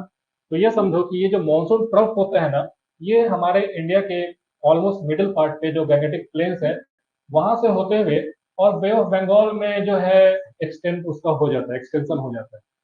तो मॉनसून ट्रफ जो है सो कैसा रीजन है? It is a low pressure region, low pressure region. तो मैंने आपको बताया कि जब pre existing low pressure circulation कुछ मिले, लो प्रेशर जोन कुछ मिले, तो वहां पे ट्रॉपिकल साइक्लोन का बनना है सो फेवरेबल हो जाता है। तो ये मॉनसून ट्रफ का जो एक्सटेंशन है बे ऑफ बंगाल में, it also contribute in the formation of tropical cyclone, जो कि अरेबियन सी में नहीं है। मॉनसून ट्रफ अरेबियन सी में नहीं हुआ। समझ में गया? So these are few factors which are responsible for having more tropical cyclones in Bay of Bengal as compared to your Arabian Sea. ठीक है, इस क्लास को एंड करते हैं। बाकी ये पीपीटी मैं आपको शेयर कर दूंगा व्हाट्सएप पे, पढ़ के नोट्स आप बना लेना। वही सब पॉइंट है इधर, कल भी डिस्कस कर देंगे 5-6 मिनट में, है ना। बाकी यहाँ पे किसी को और कोई डाउट हो तो पूछो, ऑनलाइन किसी को कोई डाउट हो। क्या होता है कि इतना देर कॉन्टिन्यूस बोलते बोलते ना, फिर वो जो है एग्जॉशन होने लगता है। ठीक है, बट कोई बात नहीं, इसको कल हम लोग डिस्कस कर लेंगे। अभी मैंने जो समझाया है ना, वही सब पॉइंट्स यहाँ पे लिखा हुआ है। और आप लोग जो है एनसीईआरटी ये सब साथ में पढ़ते रहिए अपना। अच्छा हाँ, एक पॉइंट तुमने पूछा था ना कि बुक लिस्ट के बारे में, है ना। और तो देखो बुक लिस्ट जो है, अगर आप एक तो है कि बेसिक एनसीईआरटी को पढ़ो ही पढ़ो, है ना। जैसे बिल्कुल जो है, अगर आप किस एग्जाम को टारगेट करो, बीपीएससी या यूपीएससी? यूपीएससी 2025, मतलब अभी नेक्स्ट ईयर वाला एग्जाम ना। तो ह्यूमन ज्योग्राफी से क्वेश्चन जो है एज सच जो आएगा भी, तो जैसे डेमोग्राफी के ऊपर आ सकता है, पॉपुलेशन के ऊपर आ सकता है ना। बिहार में अगर आप बीपीएससी का पेपर देखोगे, तो पॉपुलेशन के ऊपर बहुत सवाल रहता है। बिहार के सेंसस से सवाल रहेगा, नेशनल सेंसस से, है ना। या फिर जैसे कि कहीं पे सेक्स रेशियो कितना है, कौन सा डिस्ट्रिक्ट का ज्यादा है कम है, तो वो सब पार्ट भी सवाल में आता है।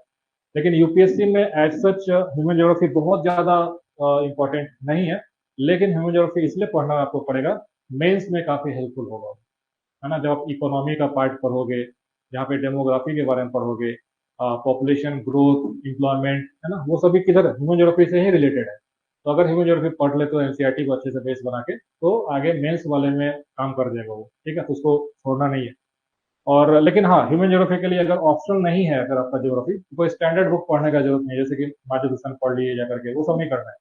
लेकिन एटलीस्ट एनसीईआरटी में जितना ह्यूमन ज्योग्राफी का पार्ट डिस्कस किया हुआ है, उसको पढ़ लेना है ना। डेमोग्राफिक ट्रांजिशन थ्योरी ये सब जो दिया रहता है, कितने फेज में होता है ना, वो सब जो है पढ़ के मतलब रखना है। पीटी में कई बार सवाल उससे आ जाता है, ठीक है। दूसरा, जैसे क्लास के, क्या नाम है आपका? रोशन। तो इन्होंने डिस्कस किया कि सर एग्जाम को लेकर कई बार है प्रेशर और एंग्जाइटी टाइप का जो है आ जाता है। तो मुझे ऐसा लगता है कि ये सबके साथ होता है, किसी को थोड़ा रहता है, किसी को ज्यादा हो जाता है ना। इसके बारे में एक चीज बता देते हैं कि एग्जाम जो है ना, एग्जाम जो है, कोई भी एग्जाम हो, है ना, यूपीएससी हो, एसएससी हो, बीपीएससी हो, झारखंड हो, कोई भी एग्जाम हो, है ना, उसको बहुत लोग हैं सो टारगेट करते हैं, है ना, टारगेट करते हैं। But this is not the end of your life, है ना। एक फैक्ट बता देते हैं, this is not the end of your life, है ना। सीट सपोज की 1000 सीट निकलता है, फॉर्म भरते हैं 10 लाख।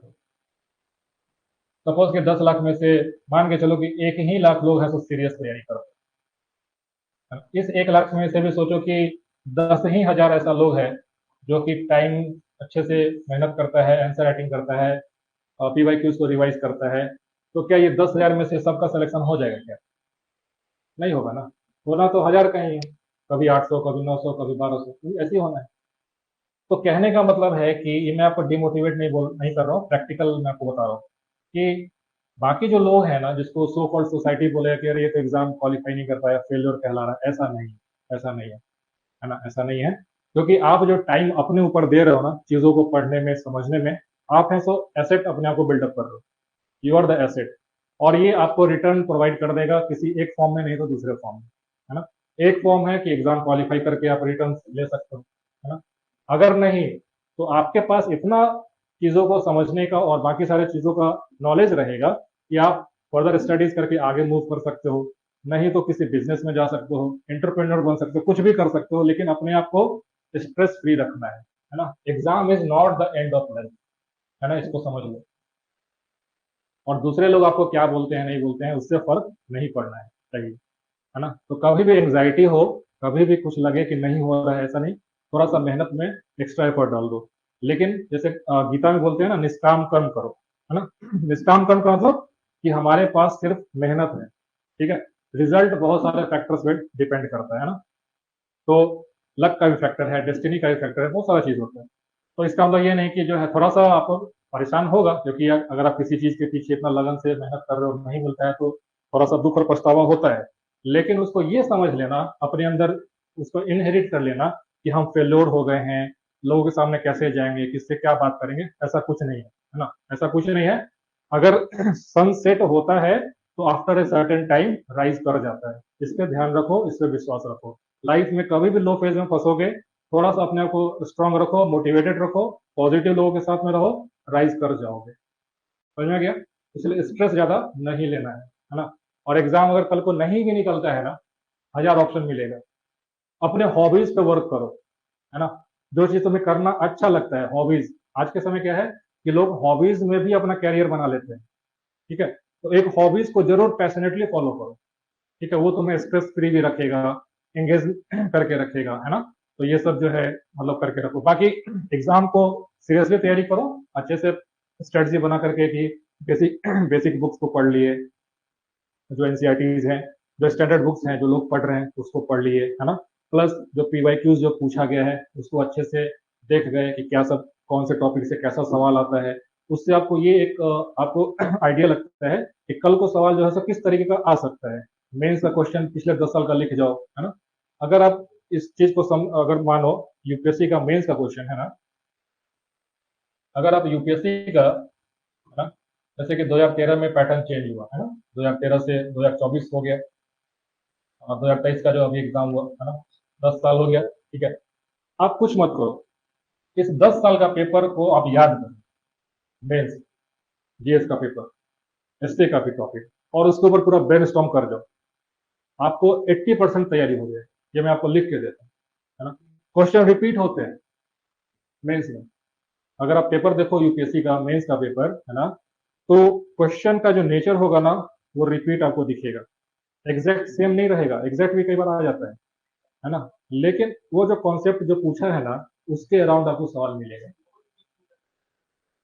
नोट मेकिंग, अब जैसे कुछ लोग हैं सो मतलब अपना पेपर पेंसिल पे ऐसा पेन पे बनाते हैं, कुछ लोग हैं सो ऑनलाइन बना लेते हैं, लैपटॉप पे बना लेते हैं।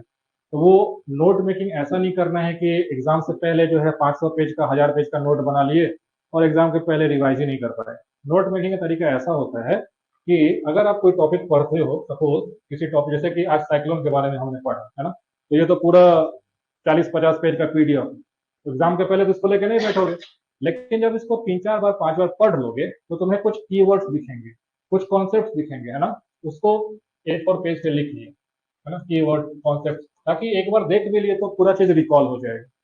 तो नोट्स ऐसा बनाओ कि जिसको एग्जाम से पहले रिवाइज कर पाओ, नहीं तो क्या होगा, है ना, पोथा पत्री भरने से कोई फायदा नहीं है, ऊपर एग्जाम से पहले और स्ट्रेस मिलेगा, अरे यार इतना रिवाइज करना बाकी है ना। तो नोट्स बार बार पढ़ो, चीजों को कंसाइज करके बना लो नोट्स, ताकि एग्जाम से पहले जैसे कि जीएस पेपर 1 है अगर यूपीएससी में, तो 1 घंटे पहले भी देख लेंगे तो पूरा मेरा जो कल्चर है, हिस्ट्री है, ज्योग्राफी के जो है सब रिवाइज हो गया, सोसाइटी रिवाइज होगी, समझ में गया। तो नोट्स एकदम कंसाइज, कंसाइज कब होगा, जब आप पहले से उसके ऊपर वर्क करके रखे हो, चीजों को समझ के पढ़े हो, उस पर मेहनत किए हो। अब जो लगता है कि इसका जिस्ट बस इतना ही है, उसको आप नोट डाउन कर लो, डिजिटल फॉर्म में चाहे अपने नोटबुक में, समझेंगे। तो ऐसे अब ऐसा नहीं कुछ भी मिला तो लेके उसको लिखने बैठ गए, that is not note making, है ना। पेपर से करंट अफेयर्स का नोट्स नहीं बनाना है, गलती मत करना। क्यों? क्योंकि ऑलरेडी जो भी कोचिंग्स में जो भी नोट्स आपको करंट अफेयर्स का प्रोवाइड किया जाता है वो एक वेल रिसर्च टीम होती है, वो आपके बदले मेहनत कर रहे हैं। लेकिन अगर आप न्यूज़पेपर रेगुलरली पढ़ोगे उस मैगजीन को पढ़ना और समझना आसान हो जाएगा। तो न्यूज़पेपर को जरूर से पढ़ो, है ना। कोई भी न्यूज़पेपर, अगर हिंदू पढ़ते हो तो वो पढ़ो, इंडियन एक्सप्रेस पढ़ते हो तो वो पढ़ो। अगर सिर्फ बिहार के पर्सपेक्टिव में अगर यूपीएससी की तैयारी करते हो तो आज के समय तो खैर यहाँ भी यूपीएससी वाला थोड़ा सा हिसाब किताब ये लोग लेकर के आ गया है पीटी में, है ना। तो मेरे हिसाब से एक नेशनल न्यूज़पेपर तो जरूर पढ़ना चाहिए, है ना, हिंदू या इंडियन एक्सप्रेस, है ना, इसको उठा लो। अगर यूपीएससी का तैयारी करते हो डेडिकेटेड सिर्फ सिर्फ और सिर्फ यूपीएससी का, तो एक इकोनॉमिक न्यूज़पेपर भी पढ़ो, मिंट को पढ़ा करो, ठीक है। मिंट जो है, लाइव मिंट करके जो आता है न्यूज़पेपर, वो अच्छा है। वो इंडियन इकोनॉमी में जो सेक्टर वाइज जो जैसे कि एग्रीकल्चर में क्या चल रहा है, इंडस्ट्रीज में क्या प्रॉब्लम है ना, साइंस एंड टेक में कुछ नया, वो बहुत अच्छा आर्टिकल देता है वहाँ पे। तो उसको बस एडिटोरियल पढ़ लिया। अब ऐसा नहीं कि सेंसेक्स का रेट वहां पे देखने बैठ गए, है ना, इन्वेस्टमेंट कहाँ पे करना है, एसआईपी क्या चल रहा है, वो नहीं देखना है। उसका एडिटोरियल को पकड़ो, क्या उस पर जो है लगता है कि हमारे सिलेबस से अलाइंड थोड़ा सा है, पढ़ के निकल जाओ, है ना। तो ये करो, फायदा करेगा। और नोट्स बहुत ज्यादा करंट अफेयर्स का बनाने की जरूरत नहीं है ना। वो आपको जो है मैगजीन, जो मंथली मैगजीन होते हैं उससे पढ़ के उधर काम चला लो, ठीक है। ये बाकी स्ट्रेस नहीं लेना है जीवन में। स्ट्रेस कितना, हम ऐसा तो है नहीं कि 10-20 हजार साल के लिए जिंदा रहना है, ऐसा तो है नहीं, है ना। तो वैसे लाइफ छोटा है, ऊपर से उसमें जो है बैठ गए स्ट्रेस लेकर के, तो फिर और ये भी समझ लो कि आज के समय हर कोई स्ट्रेस है ना, बस उसका नेचर डिफरेंट होता है, रीजन डिफरेंट होता है ना। तो उतना ज्यादा टेंशन नहीं लेना है। बाकी अपने हॉबीज पे काम करो। और अगर लगे कि सिर्फ अगर जॉब के हिसाब से अगर देखो कि जॉब मुझे चाहिए, तो मेरे हिसाब से जो एग्जाम्स जो कि रिलेटिवली इजी है, इजी इन द सेंस कि कंपटीशन वहां भी रहेगा, बट जिसका सिलेबस कंसाइज है उसको टारगेट करके पहले निकाल के सिक्योर हो, है ना, उसके बाद जो यूपीएससी देने का मन है ना, ऐसे करके करना। ठीक है, चलो फिर मिलते हैं नेक्स्ट क्लास।